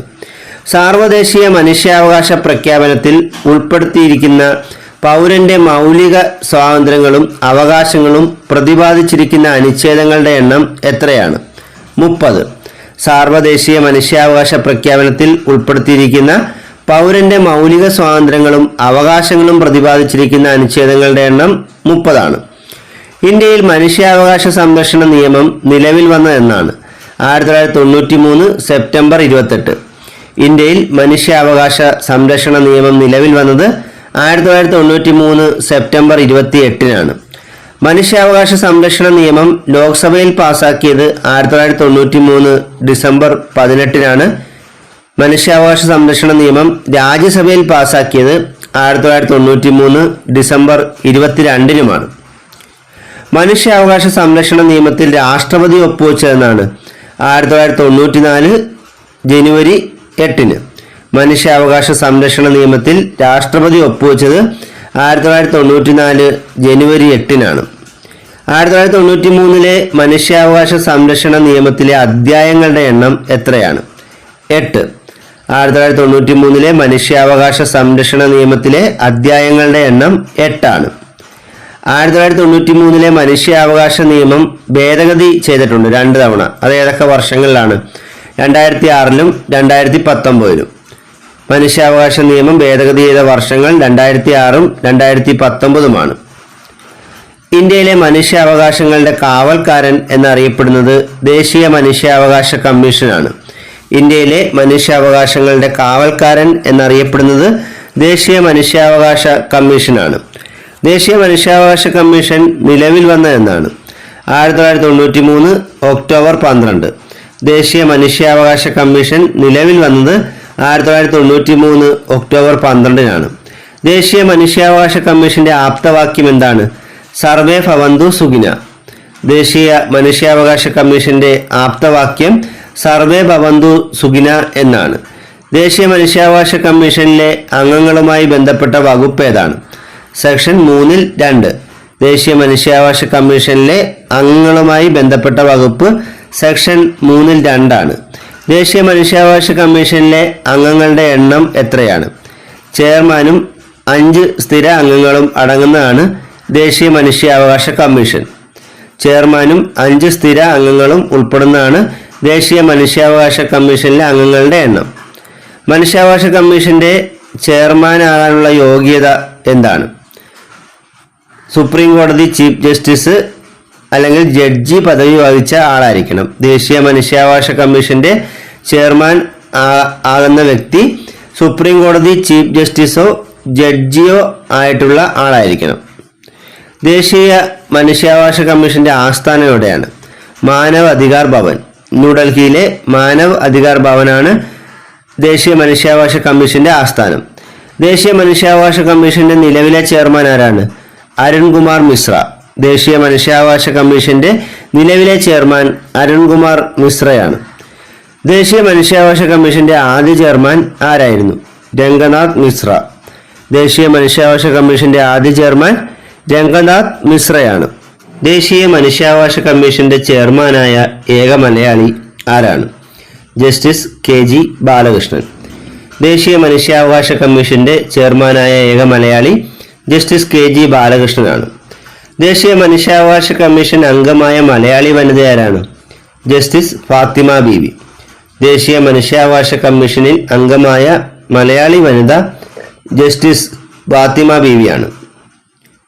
ദേശീയ മനുഷ്യാവകാശ കമ്മീഷനിലെ നിലവിലെ സെക്രട്ടറി ജനറൽ ആരാണ്? ദേവേന്ദ്രകുമാർ സിംഗ്. ദേശീയ മനുഷ്യാവകാശ കമ്മീഷനിലെ നിലവിലെ സെക്രട്ടറി ജനറൽ ദേവേന്ദ്രകുമാർ സിംഗ് ആണ്. ദേശീയ മനുഷ്യാവകാശ കമ്മീഷൻ ചെയർമാനെയും മറ്റ് അംഗങ്ങളെയും നിയമിക്കുന്ന ആരാണ്? രാഷ്ട്രപതി.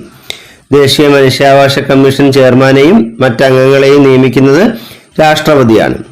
ദേശീയ മനുഷ്യാവകാശ കമ്മീഷൻ ചെയർമാനും മറ്റംഗങ്ങളും രാജിക്കത്ത് സമർപ്പിക്കുന്നത് ആരുടെ മുമ്പാകെയാണ്? രാഷ്ട്രപതിയുടെ. ദേശീയ മനുഷ്യാവകാശ കമ്മീഷൻ ചെയർമാനും മറ്റംഗങ്ങളും രാജിക്കത്ത് സമർപ്പിക്കുന്നത് രാഷ്ട്രപതിക്കാണ്. ദേശീയ മനുഷ്യാവകാശ കമ്മീഷൻ ചെയർമാന്റെയും മറ്റംഗങ്ങളുടെയും കാലാവധി എത്ര വർഷമാണ്? 3 വർഷം അല്ലെങ്കിൽ 70 വയസ്സ്. ദേശീയ മനുഷ്യാവകാശ കമ്മീഷൻ ചെയർമാന്റെയും മറ്റ് അംഗങ്ങളുടെയും കാലാവധി 3 വർഷം അല്ലെങ്കിൽ 70 വയസ്സാണ്. ദേശീയ മനുഷ്യാവകാശ കമ്മീഷന്റെ ചുമതലകളുമായി ബന്ധപ്പെട്ട സെക്ഷൻ ഏതാണ്? സെക്ഷൻ 12. ദേശീയ മനുഷ്യാവകാശ കമ്മീഷന്റെ ചുമതലകളുമായി ബന്ധപ്പെട്ട സെക്ഷൻ 12 ആണ്. ദേശീയ മനുഷ്യാവകാശ കമ്മീഷന്റെ മുഖ്യ കാര്യനിർവഹണ ഉദ്യോഗസ്ഥൻ ആരാണ്? Secretary general. ദേശീയ മനുഷ്യാവകാശ കമ്മീഷന്റെ മുഖ്യ കാര്യനിർവഹണ ഉദ്യോഗസ്ഥൻ സെക്രട്ടറി ജനറൽ ആണ്.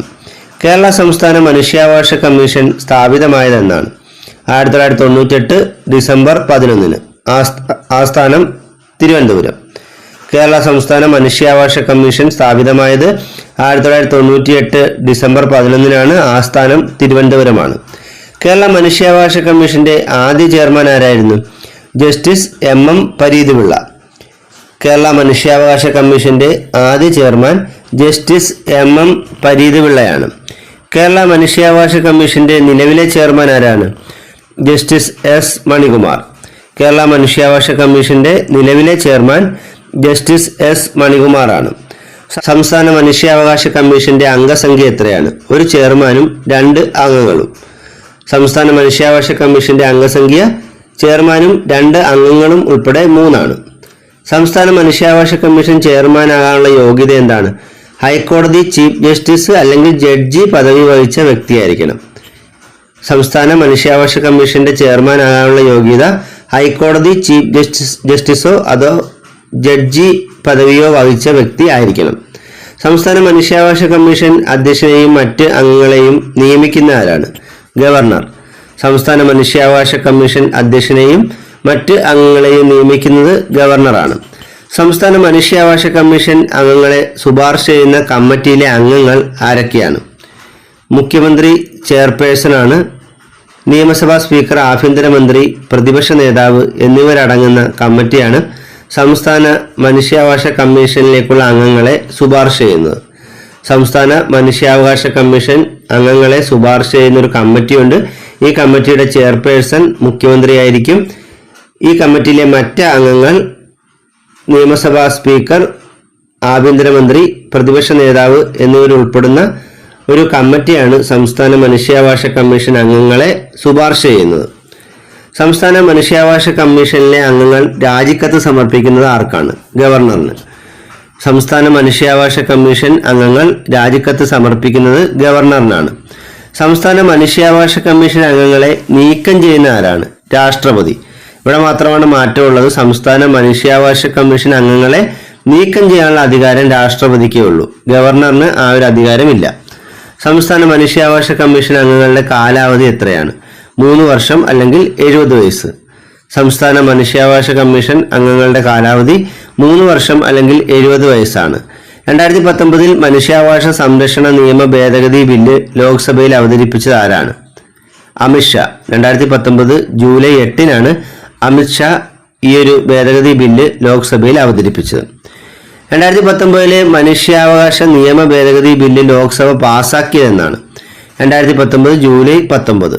2019 മനുഷ്യാവകാശ നിയമ ഭേദഗതി ബില്ല് ലോക്സഭ പാസാക്കിയത് 2019 ജൂലൈ 19-നാണ്. 2019 മനുഷ്യാവകാശ നിയമ ഭേദഗതി ബില്ല് രാജ്യസഭ പാസാക്കിയത് 2019 ജൂലൈ 22-നാണ്.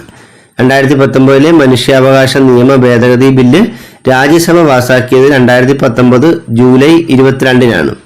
2019 മനുഷ്യാവകാശ നിയമ ഭേദഗതി ബില്ല് രാഷ്ട്രപതി ഒപ്പുവെച്ചതെന്നാണ്? 2019 ജൂലൈ 27. 2019 മനുഷ്യാവകാശ നിയമ ഭേദഗതി ബില്ല് രാഷ്ട്രപതി ഒപ്പുവെച്ചത് 2019 ജൂലൈ 27-നാണ്. ഭേദഗതി ചെയ്ത 2019 മനുഷ്യാവകാശ നിയമം നിലവിൽ വന്നത് എന്നാണ്? 2019 ഓഗസ്റ്റ് 2-ന്. ഭേദഗതി ചെയ്ത 2019 മനുഷ്യാവകാശ നിയമം നിലവിൽ വന്നത് 2019 ഓഗസ്റ്റ് 2-നാണ്. ദേശീയ ന്യൂനപക്ഷ കമ്മീഷൻ ഒരു സ്റ്റാറ്റ്യൂട്ടറി ബോഡിയായി നിലവിൽ വന്ന വർഷം ഏതാണ്? 1993 മെയ് 17. ആസ്ഥാനം ന്യൂഡൽഹി. ദേശീയ ന്യൂനപക്ഷ കമ്മീഷൻ ഒരു സ്റ്റാറ്റ്യൂട്ടറി ബോഡിയായി നിലവിൽ വന്ന വർഷം 1993 മെയ് 17-ആണ്. ആസ്ഥാനം ന്യൂഡൽഹിയാണ്. ദേശീയ ന്യൂനപക്ഷ അവകാശ ദിനം എന്നാണ്? ഡിസംബർ 18. ദേശീയ ന്യൂനപക്ഷ അവകാശ ദിനം ഡിസംബർ 18-ആണ്. ദേശീയ ന്യൂനപക്ഷ കമ്മീഷനിൽ വൈസ് ചെയർമാനായ ആദ്യ മലയാളി ആരാണ്? ജോർജ് കുര്യൻ. ദേശീയ ന്യൂനപക്ഷ കമ്മീഷനിൽ വൈസ് ചെയർമാനായ ആദ്യ മലയാളി ജോർജ് കുര്യനാണ്. നിലവിലെ ദേശീയ ന്യൂനപക്ഷ കമ്മീഷൻ ചെയർമാൻ ആരാണ്? ഇക്ബാൽ സിംഗ് ലാൽപുര. നിലവിലെ ദേശീയ ന്യൂനപക്ഷ കമ്മീഷൻ ചെയർമാൻ ഇക്ബാൽ സിംഗ് ലാൽപുരയാണ്. നിലവിലെ കേന്ദ്ര ന്യൂനപക്ഷകാര്യ മന്ത്രി ആരാണ്? സ്മൃതി ഇറാനി. നിലവിലെ കേന്ദ്ര ന്യൂനപക്ഷകാര്യ മന്ത്രി സ്മൃതി ഇറാനിയാണ്. കേരള സംസ്ഥാന ന്യൂനപക്ഷ കമ്മീഷൻ നിലവിൽ വന്നത് എന്നാണ്? 2013 ജൂൺ 13-ന്. ആസ്ഥാനം തിരുവനന്തപുരം. കേരള സംസ്ഥാന ന്യൂനപക്ഷ കമ്മീഷൻ നിലവിൽ വന്നത് 2013 ജൂൺ 13-നാണ്. ആസ്ഥാനം തിരുവനന്തപുരമാണ്. കേരള സംസ്ഥാന ന്യൂനപക്ഷ കമ്മീഷൻ നിലവിലെ ചെയർമാൻ ആരാണ്? എ റഷീദ്. കേരള സംസ്ഥാന ന്യൂനപക്ഷ കമ്മീഷന്റെ നിലവിലെ ചെയർമാൻ എ റഷീദാണ്. സാർവദേശീയ മനുഷ്യാവകാശ പ്രഖ്യാപനത്തിൽ ഉൾക്കൊള്ളിച്ചിട്ടുണ്ടായിരുന്ന അവകാശങ്ങൾ ഏതൊക്കെയാണെന്ന് നോക്കാം. ജീവിക്കാനുള്ള അവകാശം, സ്വാതന്ത്ര്യത്തിനുള്ള അവകാശം, സംഘടനാ സ്വാതന്ത്ര്യം, തൊഴിലവകാശം, സംസ്കാരം, ഭാഷ, ലിപി എന്നിവ സംരക്ഷിക്കാനുള്ള അവകാശം. സാർവദേശീയ മനുഷ്യാവകാശ പ്രഖ്യാപനത്തിൽ ഉൾക്കൊള്ളിച്ചിട്ടുണ്ടായിരുന്ന അവകാശങ്ങളാണ് ജീവിക്കാനുള്ള അവകാശം, സ്വാതന്ത്ര്യത്തിനുള്ള അവകാശം, സംഘടനാ സ്വാതന്ത്ര്യം, തൊഴിലവകാശം, സംസ്കാരം, ഭാഷ, ലിപി എന്നിവ സംരക്ഷിക്കാനുള്ള അവകാശം. ഇനി നമ്മൾ ദേശീയ മനുഷ്യാവകാശ സംരക്ഷണ നിയമത്തിലെ അധ്യായങ്ങളും അവ എന്തുമായി ബന്ധപ്പെട്ടിരിക്കുന്നു എന്നുകൂടി പരിചയപ്പെടാം. അധ്യായം 1 പ്രാരംഭികമാണ്. അധ്യായം 2 ദേശീയ മനുഷ്യാവകാശ കമ്മീഷനെ കുറിച്ച് പറയുന്നു. അധ്യായം 3 കമ്മീഷന്റെ ചുമതലകളും അധികാരങ്ങളെയും കുറിച്ച് പറയുന്നു. അധ്യായം 4 നടപടിക്രമങ്ങളെ കുറിച്ചാണ്. അധ്യായം 5 സംസ്ഥാന മനുഷ്യാവകാശ കമ്മീഷനെ കുറിച്ച് പറയുന്നു. അധ്യായം 6 മനുഷ്യാവകാശ കോടതികളെ കുറിച്ച് പറയുന്നു. അധ്യായം 7 ഫിനാൻസ്, അക്കൗണ്ടുകൾ, ഓഡിറ്റ് എന്നിവയെക്കുറിച്ച് പ്രതിപാദിക്കുന്നു. അധ്യായം 8 മിസ്ലേനിയസ് ആണ്. ഇനി ദേശീയ മനുഷ്യാവകാശ കമ്മീഷനെ തിരഞ്ഞെടുക്കുന്നതിന് വേണ്ടി ഒരു കമ്മിറ്റി രൂപീകരിച്ചിട്ടുണ്ട്. ആ കമ്മിറ്റിയിലെ അംഗങ്ങൾ ആരൊക്കെയാണെന്ന് കൂടി പഠിക്കാം. പ്രധാനമന്ത്രിയാണ് അതിന്റെ അധ്യക്ഷൻ, ലോക്സഭാ സ്പീക്കർ, കേന്ദ്ര ആഭ്യന്തരമന്ത്രി, ലോക്സഭാ പ്രതിപക്ഷ നേതാവ്, രാജ്യസഭാ പ്രതിപക്ഷ നേതാവ്, രാജ്യസഭാ ഉപാധ്യക്ഷൻ. നമ്മൾ നേരത്തെ സംസ്ഥാന മനുഷ്യാവകാശ കമ്മീഷനിലെ അംഗങ്ങളെ ശുപാർശ ചെയ്യുന്ന ഒരു കമ്മിറ്റിയെ കുറിച്ച് പഠിച്ചു.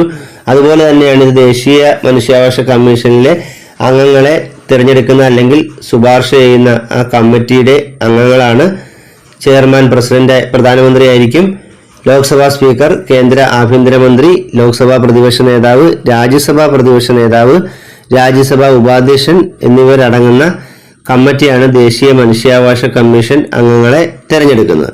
Maintenance and welfare of parents and senior citizens act 2007 രാഷ്ട്രപതിയുടെ അംഗീകാരം ലഭിച്ചത് എന്നാണ്? 2007 ഡിസംബർ 29.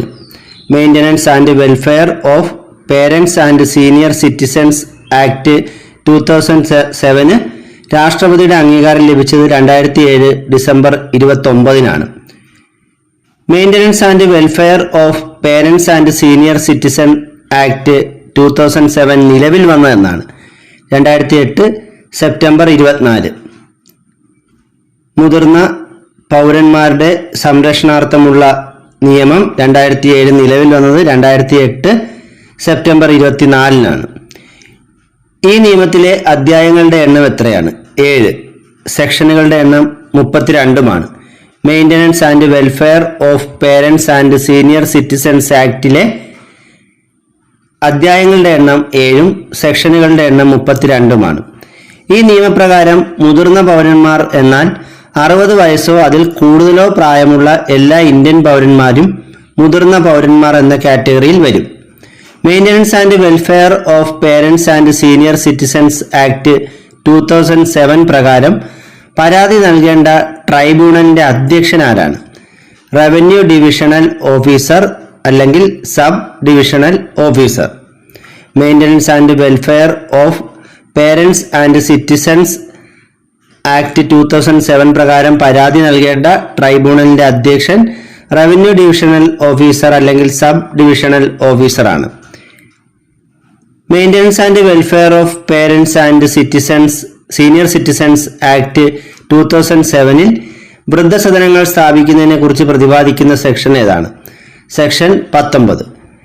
ഈ നിയമപ്രകാരം വൃദ്ധസദനങ്ങൾ സ്ഥാപിക്കുന്നതിനെ കുറിച്ച് പ്രതിപാദിക്കുന്ന സെക്ഷൻ 19 മുതിർന്ന പൗരനെ സംരക്ഷിക്കുവാൻ ബാധ്യതയുള്ളവർ അവരെ ഏതെങ്കിലും സ്ഥലത്ത് ഉപേക്ഷിച്ചാൽ നൽകുന്ന ശിക്ഷ എന്താണ്? സെക്ഷൻ 24 പ്രകാരം 3 മാസം വരെ തടവോ 5000 രൂപ വരെ പിഴയോ, ചിലപ്പോൾ ഇത് രണ്ടും ഒരുമിച്ചോ നൽകാൻ സാധ്യതയുണ്ട്.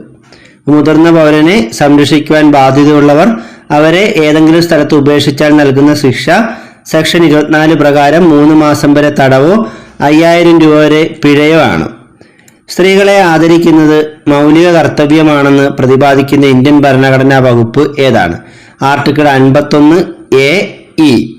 സ്ത്രീകളെ ആദരിക്കുന്നത് മൗലിക കർത്തവ്യമാണെന്ന് പ്രതിപാദിക്കുന്ന ഇന്ത്യൻ ഭരണഘടനയുടെ വകുപ്പ് ആർട്ടിക്കിൾ 51(a)(e) ആണ്. UN പൊതുസഭ സ്ത്രീകൾക്കെതിരെയുള്ള വിവേചനങ്ങൾ തടയുന്നതിനുള്ള വിളംബരം പുറപ്പെടുവിച്ച വർഷം ഏതാണ്? 1967. UN പൊതുസഭ സ്ത്രീകൾക്കെതിരെയുള്ള വിവേചനങ്ങൾ തടയുന്നതിനുള്ള വിളംബരം പുറപ്പെടുവിച്ച വർഷം 1967. ഗർഭഛിദ്ര നിരോധന നിയമം നിലവിൽ വന്ന വർഷം ഏതാണ്? 1972 ഏപ്രിൽ 1. ഗർഭഛിദ്ര നിരോധന നിയമം നിലവിൽ വന്ന വർഷം 1972 ഏപ്രിൽ 1. ഗർഭഛിദ്ര നിരോധന നിയമപ്രകാരം ഗർഭഛിദ്രം നിരോധിക്കുന്നത് 20 ആഴ്ചയ്ക്ക് ശേഷമുള്ള ഗർഭഛിദ്രമാണ് നിരോധിക്കപ്പെട്ടിട്ടുള്ളത്. അതിനു മുമ്പുള്ളത് ഗർഭഛിദ്രം നടത്താം.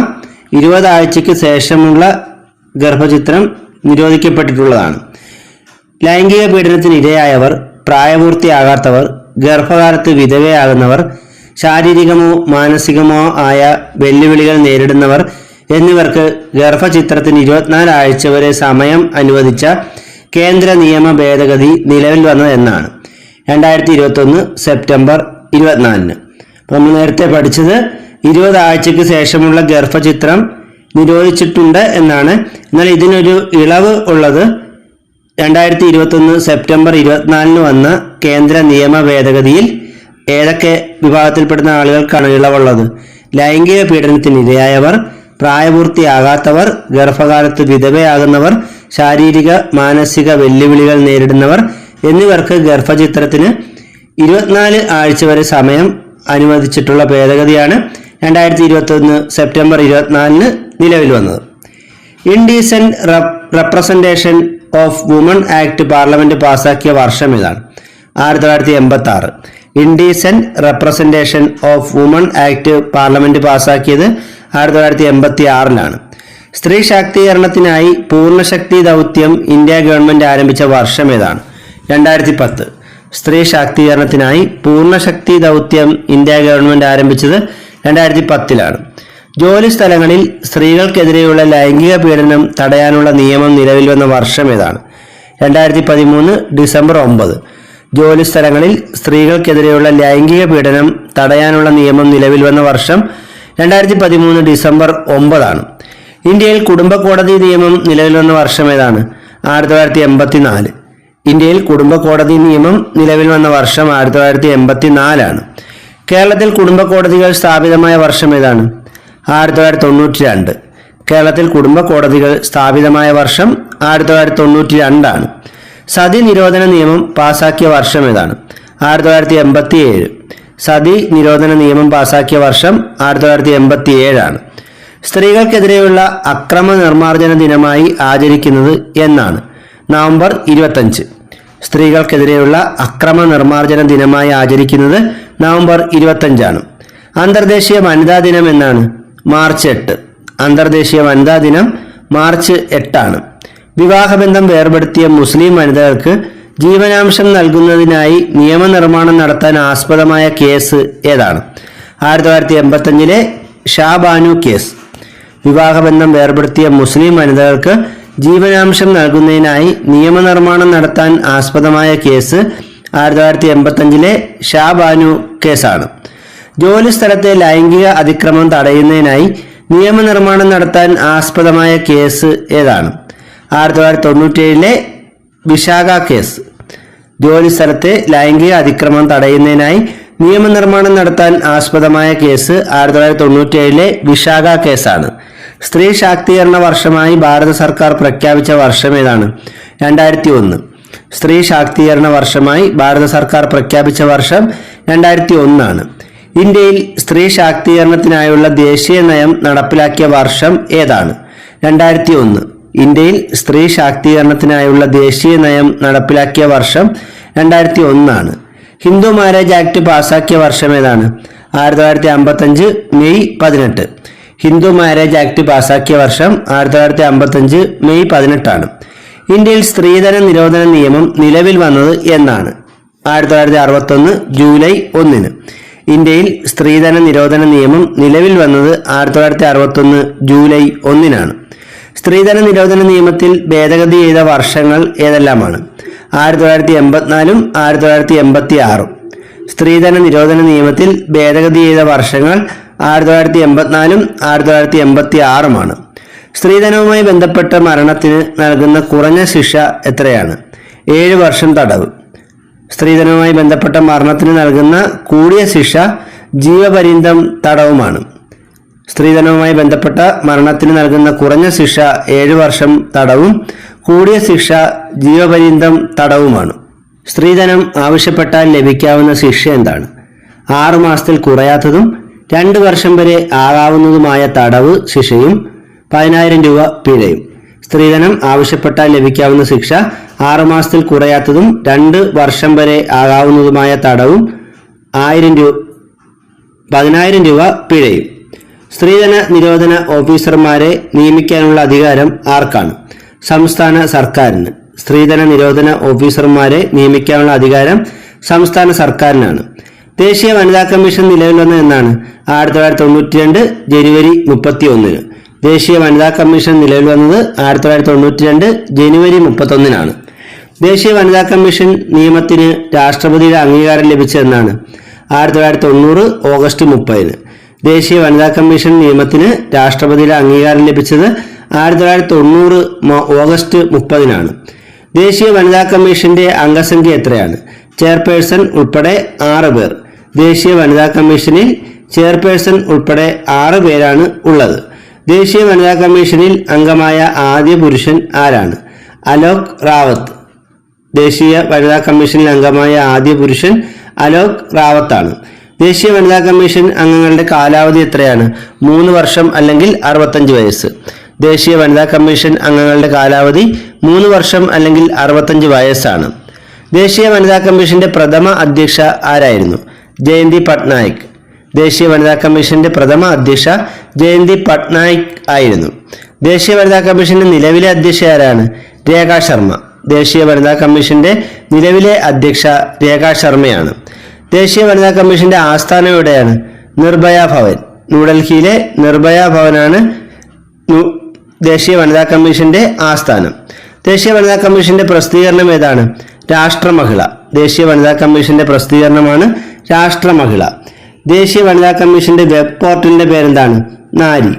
ദേശീയ വനിതാ കമ്മീഷന്റെ വെബ് പോർട്ടലാണ് നാരി. ദേശീയ വനിതാ കമ്മീഷൻ നിയമത്തിലെ അധ്യായങ്ങളുടെ എണ്ണം എത്രയാണ്? 5 അധ്യായങ്ങളും 17 സെക്ഷനുകളും. ദേശീയ വനിതാ കമ്മീഷൻ നിയമത്തിലെ അധ്യായങ്ങളുടെ എണ്ണം 5 അധ്യായങ്ങളും സെക്ഷനുകൾ 17 സ്ത്രീകൾക്ക് വേഗത്തിലുള്ളതും ചെലവ് കുറഞ്ഞ രീതിയിലും നീതി ലഭ്യമാക്കുക എന്ന ലക്ഷ്യത്തോടെ ദേശീയ വനിതാ കമ്മീഷൻ രൂപീകരിച്ച ആശയം എന്താണ്? പരിവാരിക് മഹിളാ ലോക് അദാലത്ത്. സ്ത്രീകൾക്ക് വേഗത്തിലും ചെലവ് കുറഞ്ഞ രീതിയിലും നീതി ലഭ്യമാക്കുക എന്ന ലക്ഷ്യത്തോടെ ദേശീയ വനിതാ കമ്മീഷൻ ആരംഭിച്ച ആശയമാണ് പരിവാരിക് മഹിളാ ലോക് അദാലത്ത്. കേരള വനിതാ കമ്മീഷൻ നിയമം നിലവിൽ വന്നത് 1995 ഡിസംബർ 1-നാണ്. കേരള വനിതാ കമ്മീഷൻ നിയമം നിലവിൽ വന്നത് എന്നാണ്? 1995 ഡിസംബർ 1-ന്. കേരള വനിതാ കമ്മീഷൻ നിലവിൽ വന്നത് എന്നാണ്? 1996 മാർച്ച് 14. കേരള വനിതാ കമ്മീഷൻ നിലവിൽ വന്നത് 1996 മാർച്ച് 14-നാണ്. കേരള സംസ്ഥാന വനിതാ കമ്മീഷന്റെ അംഗസംഖ്യ എത്രയാണ്? ചെയർപേഴ്സൺ ഉൾപ്പെടെ 5 പേർ.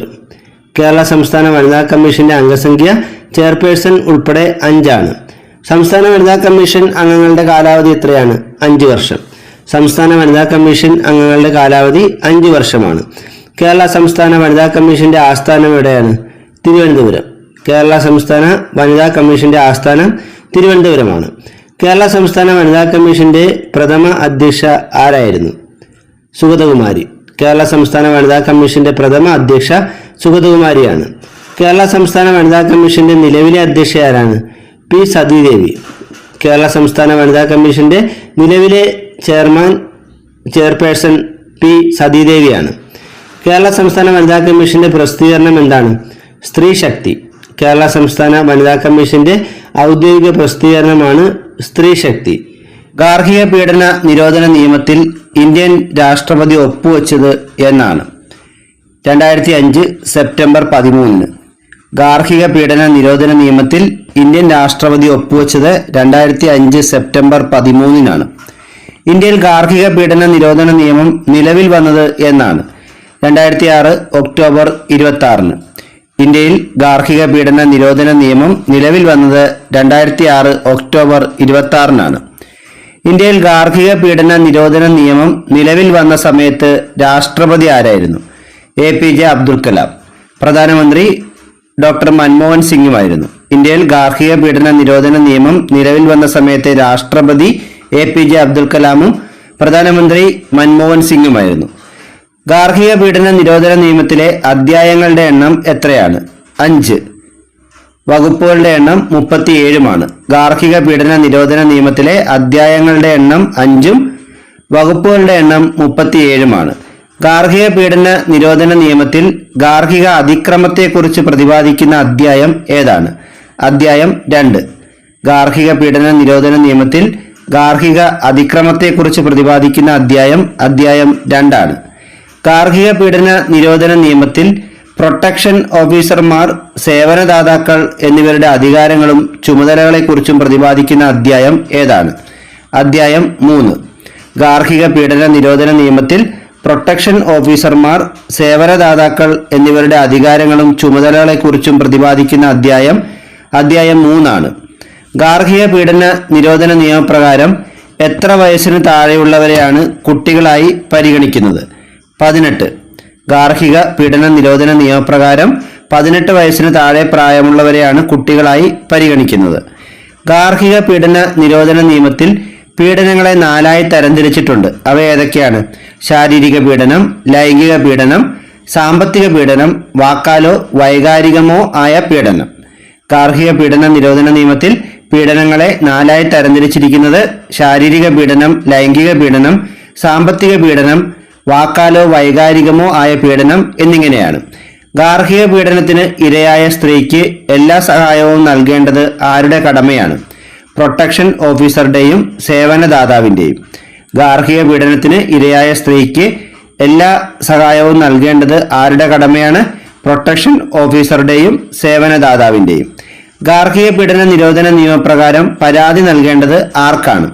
പോലീസ് ഓഫീസർ അല്ലെങ്കിൽ പ്രൊട്ടക്ഷൻ ഓഫീസർ അല്ലെങ്കിൽ സേവനദാതാവ് അല്ലെങ്കിൽ മജിസ്ട്രേറ്റ്. ഈ 4 പേരിൽ ആർക്ക് വേണമെങ്കിലും പരാതി നൽകാം. ഈ നിയമപ്രകാരം കേസുകളിൽ വിചാരണ നടത്താനുള്ള അധികാരം മജിസ്ട്രേറ്റിനുമാണ്.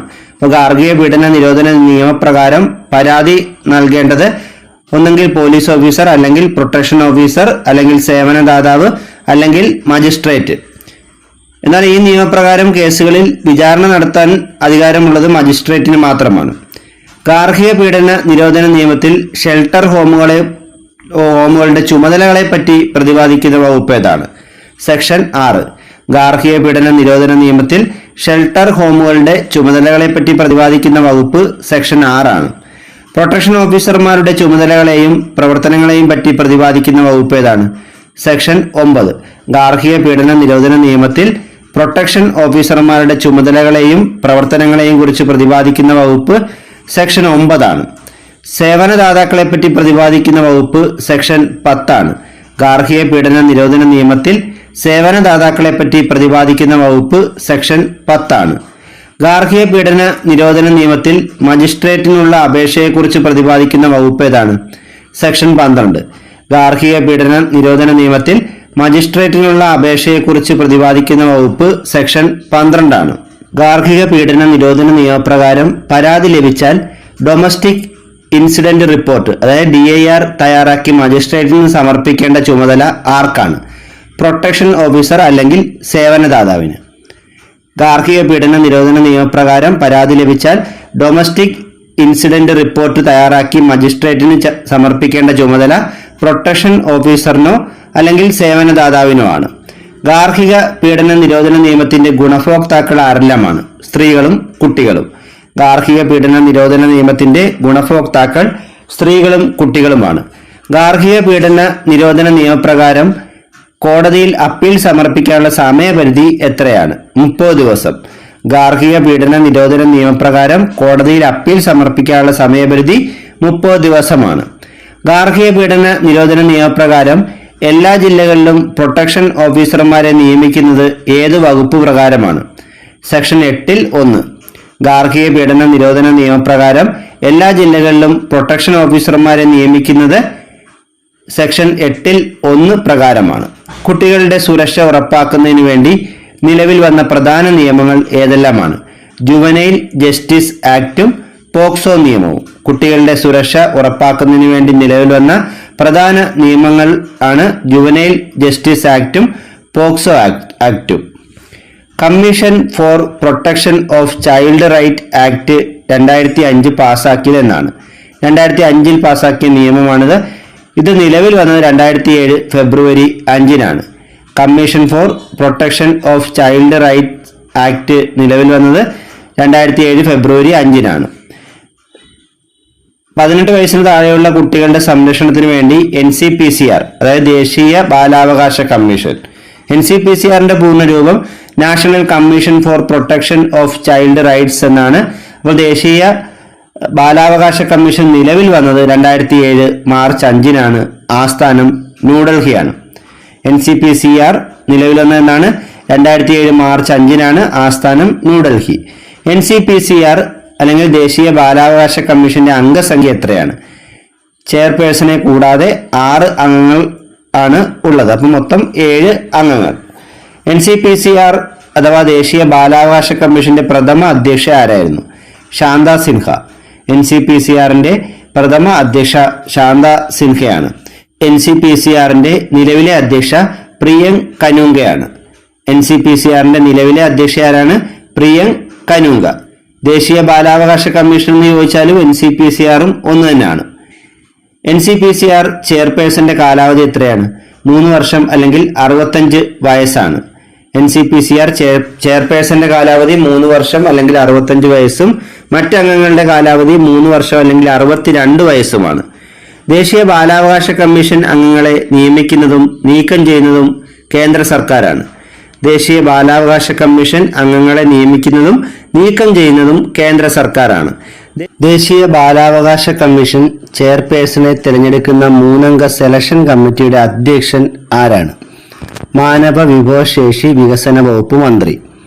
ദേശീയ ബാലാവകാശ കമ്മീഷൻ ചെയർപേഴ്സണെ തിരഞ്ഞെടുക്കുന്ന 3-അംഗ സെലക്ഷൻ കമ്മിറ്റിയുടെ അധ്യക്ഷൻ മാനവ വിഭവശേഷി വികസന വകുപ്പ് മന്ത്രിയാണ്. കേരള സംസ്ഥാന ബാലാവകാശ കമ്മീഷൻ പ്രവർത്തനം ആരംഭിച്ചതെന്നാണ്? 2013 ജൂൺ 3-ന്. ആസ്ഥാനം തിരുവനന്തപുരം. കേരള സംസ്ഥാന ബാലാവകാശ കമ്മീഷൻ പ്രവർത്തനം ആരംഭിച്ചത് 2013 ജൂൺ 3-നാണ്. ആസ്ഥാനം തിരുവനന്തപുരമാണ്. കേരള സംസ്ഥാന ബാലാവകാശ കമ്മീഷന്റെ അംഗസംഖ്യ എത്രയാണ്? ചെയർമാൻ ഉൾപ്പെടെ 7 അംഗങ്ങളാണ് കേരള സംസ്ഥാന ബാലാവകാശ കമ്മീഷനിൽ ഉള്ളത്. സംസ്ഥാന ബാലാവകാശ കമ്മീഷൻ ചെയർപേഴ്സന്റെ കാലാവധി എത്രയാണ്? 3 വർഷം അല്ലെങ്കിൽ 65 വയസ്സാണ്. സംസ്ഥാന ബാലാവകാശ കമ്മീഷൻ ചെയർപേഴ്സന്റെ കാലാവധി 3 വർഷം അല്ലെങ്കിൽ 65 വയസ്സും മറ്റംഗങ്ങളുടെ കാലാവധി 3 വർഷം അല്ലെങ്കിൽ 62 വയസ്സുമാണ്. കേരള സംസ്ഥാന ബാലാവകാശ കമ്മീഷനെ നിയമിക്കുന്നതും നീക്കം ചെയ്യുന്നതും സംസ്ഥാന സർക്കാരാണ്. കേരള സംസ്ഥാന ബാലാവകാശ കമ്മീഷനെ നിയമിക്കുന്നതും നീക്കം ചെയ്യുന്നതും സംസ്ഥാന സർക്കാരാണ്. ശൈശവ വിവാഹ നിരോധന നിയമം പ്രാബല്യത്തിൽ വന്ന വർഷം ഏതാണ്? 2006. ശൈശവ വിവാഹ നിരോധന നിയമം പ്രാബല്യത്തിൽ വന്നത് 2006-ലാണ്. കേരള സംസ്ഥാന ബാലാവകാശ കമ്മീഷന്റെ ആദ്യ ചെയർമാൻ ആരാണ്? നീല ഗംഗാധരൻ. കേരള സംസ്ഥാന ബാലാവകാശ കമ്മീഷന്റെ ആദ്യ ചെയർമാൻ നീല ഗംഗാധരനാണ്. കേരള സംസ്ഥാന ബാലാവകാശ കമ്മീഷന്റെ നിലവിലെ ചെയർമാൻ ആരാണ്? KV മനോജ് കുമാർ. കേരള സംസ്ഥാന ബാലാവകാശ കമ്മീഷന്റെ നിലവിലെ ചെയർമാൻ KV മനോജ് കുമാർ ആണ്. ബാലവേല നിരോധന നിയമം നിലവിൽ വന്ന വർഷം ഏതാണ്? 1986. ബാലവേല നിരോധന നിയമം നിലവിൽ വന്നത് 1986-ലാണ്. ലൈംഗിക ചൂഷണത്തിന് ഇരയാകുന്ന കുട്ടികൾക്ക് നിയമ സംരക്ഷണവും നീതിയും ഉറപ്പാക്കുന്നതിനായി ഇന്ത്യയിൽ ആരംഭിച്ച നിയമം ഏതാണ്? പോക്സോ നിയമം. പോക്സോ എന്നതിന്റെ പൂർണ്ണരൂപം protection of children from sexual offence act എന്നാണ്. ലൈംഗിക ചൂഷണത്തിന് ഇരയാകുന്ന കുട്ടികൾക്ക് നിയമ സംരക്ഷണവും നീതിയും ഉറപ്പാക്കുന്നതിന് വേണ്ടി ആരംഭിച്ച നിയമമാണ് പോക്സോ ആക്ട്. പൂർണ്ണരൂപം protection of children from sexual offence act എന്നാണ്. പോക്സോ നിയമത്തിന് രാഷ്ട്രപതിയുടെ അംഗീകാരം ലഭിച്ചതെന്നാണ്? 2012 ജൂൺ 19. പോക്സോ നിയമത്തിന് രാഷ്ട്രപതിയുടെ അംഗീകാരം ലഭിച്ചത് 2012 ജൂൺ 19-നാണ്. പോക്സോ നിയമം ഇന്ത്യയിൽ പ്രാബല്യത്തിൽ വന്നതെന്നാണ്? 2012 നവംബർ 14. പോക്സോ നിയമം ഇന്ത്യയിൽ പ്രാബല്യത്തിൽ വന്നത് 2012 നവംബർ 14-നാണ്. കുട്ടികളുടെ സംരക്ഷണം ഉൾക്കൊള്ളുന്ന മന്ത്രാലയം ഏതാണ്? വനിതാ ശിശുക്ഷേമ മന്ത്രാലയം. കുട്ടികളുടെ സംരക്ഷണം ഉൾക്കൊള്ളുന്ന മന്ത്രാലയം വനിതാ ശിശുക്ഷേമ മന്ത്രാലയമാണ്. പോക്സോ നിയമപ്രകാരം എത്ര വയസ്സിൽ താഴെ പ്രായമുള്ള കുട്ടികൾക്കാണ് നിയമ സംരക്ഷണം ലഭിക്കുന്നത്? 18 വയസ്സിന് താഴെ പ്രായമുള്ള കുട്ടികൾക്ക്. പോക്സോ നിയമപ്രകാരം 18 വയസ്സിൽ താഴെ പ്രായമുള്ള കുട്ടികൾക്കാണ് നിയമ സംരക്ഷണം ലഭിക്കുന്നത്. പോക്സോ നിയമത്തിൽ ലൈംഗിക പീഡനത്തെക്കുറിച്ച് പ്രതിപാദിക്കുന്ന വകുപ്പ് ഏതാണ്? സെക്ഷൻ 11. പോക്സോ നിയമത്തിൽ ലൈംഗിക പീഡനത്തെക്കുറിച്ച് പ്രതിപാദിക്കുന്ന സെക്ഷൻ 11 ആണ്. പോക്സോ നിയമത്തിൽ ലൈംഗിക പീഡനത്തിനുള്ള ശിക്ഷയെക്കുറിച്ച് പ്രതിപാദിക്കുന്ന വകുപ്പ് ഏതാണ്? സെക്ഷൻ 12. പോക്സോ നിയമത്തിൽ ലൈംഗിക പീഡനത്തിനുള്ള ശിക്ഷയെക്കുറിച്ച് പ്രതിപാദിക്കുന്ന വകുപ്പ് സെക്ഷൻ 12 ആണ്. പോക്സോ നിയമത്തിൽ ഒരു കുട്ടിയുടെ മൊഴി രേഖപ്പെടുത്തുന്നതിനെ കുറിച്ച് പ്രതിപാദിക്കുന്ന വകുപ്പ് ഏതാണ്? സെക്ഷൻ 24. പോക്സോ നിയമത്തിൽ ഒരു കുട്ടിയുടെ മൊഴി രേഖപ്പെടുത്തുന്നതിനെ കുറിച്ച് പ്രതിപാദിക്കുന്ന വകുപ്പ് സെക്ഷൻ 24 ആണ്. കുട്ടികൾക്കെതിരെയുള്ള അതിക്രമങ്ങൾ തടയുന്നതിനായി കേന്ദ്ര ശിശുക്ഷേമ മന്ത്രാലയം ആരംഭിച്ച ഓൺലൈൻ കംപ്ലൈന്റ് മാനേജ്മെന്റ് സിസ്റ്റമാണ് പോക്സോ ഇ ബോക്സ്. കുട്ടികൾക്കെതിരെയുള്ള അതിക്രമങ്ങൾ തടയുന്നതിനായി കേന്ദ്ര ശിശുക്ഷേമ മന്ത്രാലയം ആരംഭിച്ച ഓൺലൈൻ കംപ്ലൈന്റ് മാനേജ്മെന്റ് സിസ്റ്റമാണ് പോക്സോ ഇ ബോക്സ്. പോക്സോ നിയമത്തിൽ വധശിക്ഷ ഉൾപ്പെടുത്തിയത് ഏത് ഭേദഗതിയിലൂടെയാണ്? പോക്സോ ഭേദഗതി നിയമം 2019. പോക്സോ നിയമത്തിൽ വധശിക്ഷ ഉൾപ്പെടുത്തിയത് പോക്സോ ഭേദഗതി നിയമം 2019 പോക്സോ നിയമത്തിൽ കുട്ടികളെ അശ്ലീല കാര്യങ്ങൾക്ക് ഉപയോഗിക്കുന്നതും അതിനുള്ള ശിക്ഷാ നടപടികളും പ്രതിപാദിക്കുന്ന വകുപ്പുകൾ ഏതൊക്കെയാണ്? സെക്ഷൻ 13 മുതൽ 15 വരെ. പോക്സോ നിയമത്തിൽ കുട്ടികളെ അശ്ലീല കാര്യങ്ങൾക്ക് ഉപയോഗിക്കുന്നതും അതിനുള്ള ശിക്ഷ നടപടികളും പ്രതിപാദിക്കുന്ന വകുപ്പുകൾ സെക്ഷൻ 13 മുതൽ 15 വരെയാണ്. കുട്ടികളിൽ ലൈംഗിക അതിക്രമങ്ങളിൽ നിന്നും രക്ഷിക്കുന്നതിനുള്ള പ്രത്യേക നിയമപ്രകാരം സ്പെഷ്യൽ കോർട്ടായി നിയോഗിക്കപ്പെട്ടിരിക്കുന്ന കോടതിയാണ് സെഷൻസ് കോർട്ട്. കുട്ടികളിൽ ലൈംഗിക അതിക്രമത്തിൽ നിന്നും രക്ഷിക്കുന്നതിനുള്ള പ്രത്യേക നിയമപ്രകാരം സ്പെഷ്യൽ കോർട്ടായി നിയോഗിക്കപ്പെട്ടിരിക്കുന്ന കോടതിയാണ് സെഷൻ കോർട്ട്. പോക്സോ ഭേദഗതി നിയമം 2019 ലോക്സഭ പാസാക്കിയതെന്നാണ്? 2019 ഓഗസ്റ്റ് 1. പോക്സോ ഭേദഗതി നിയമം 2019 ലോക്സഭ പാസാക്കിയത് 2019 ഓഗസ്റ്റ് 1. പോക്സോ ഭേദഗതി നിയമം 2019 രാജ്യസഭ പാസാക്കിയതെന്നാണ്? 2019 ജൂലൈ 24. പോക്സോ ഭേദഗതി നിയമം 2019 രാജ്യസഭ പാസാക്കിയത് 2019 ജൂലൈ 24. പോക്സോ ഭേദഗതി നിയമം 2019 രാജ്യസഭയിൽ അവതരിപ്പിച്ചതാരാണ്? സ്മൃതി സുബിൻ ഇറാനി. പോക്സോ ഭേദഗതി നിയമം 2019 രാജ്യസഭയിൽ അവതരിപ്പിച്ചത് സ്മൃതി സുബിൻ ഇറാനിയാണ്. പോക്സോ ഭേദഗതി നിയമം 2019 രാഷ്ട്രപതിയുടെ അംഗീകാരം ലഭിച്ചതെന്നാണ്? 2019 ഓഗസ്റ്റ് 5. പോക്സോ ഭേദഗതി നിയമം 2019 രാഷ്ട്രപതിയുടെ അംഗീകാരം ലഭിച്ചത് 2019 ഓഗസ്റ്റ് 5. പോക്സോ ഭേദഗതി നിയമം 2019 നിലവിൽ വന്നതെന്നാണ്? 2019 ഓഗസ്റ്റ് 6. പോക്സോ ഭേദഗതി നിയമം 2019 നിലവിൽ വന്നത് 2019 ഓഗസ്റ്റ് 6. പോക്സോ നിയമപ്രകാരം ഇരയായ കുട്ടിയുടെ മൊഴി രേഖപ്പെടുത്തേണ്ട കാലാവധി 30 ദിവസത്തിനുള്ളിലാണ്. പോക്സോ നിയമപ്രകാരം ഇരയാകുന്ന കുട്ടിയുടെ മൊഴി രേഖപ്പെടുത്തേണ്ട കാലാവധി 30 ദിവസത്തിനുള്ളിലാണ്. അതുപോലെ പോക്സോ നിയമപ്രകാരമുള്ള കേസുകൾ തീർപ്പാക്കേണ്ട കാലയളവ് 1 വർഷത്തിനുള്ളിൽ തീർപ്പാക്കണം എന്നാണ്. ഇന്നത്തെ ക്ലാസ് ഇവിടെ അവസാനിച്ചിരിക്കുകയാണ്. കൂടുതൽ അറിവുകളുമായി മറ്റൊരു ക്ലാസ്സിൽ വീണ്ടും കാണാം. Thank you.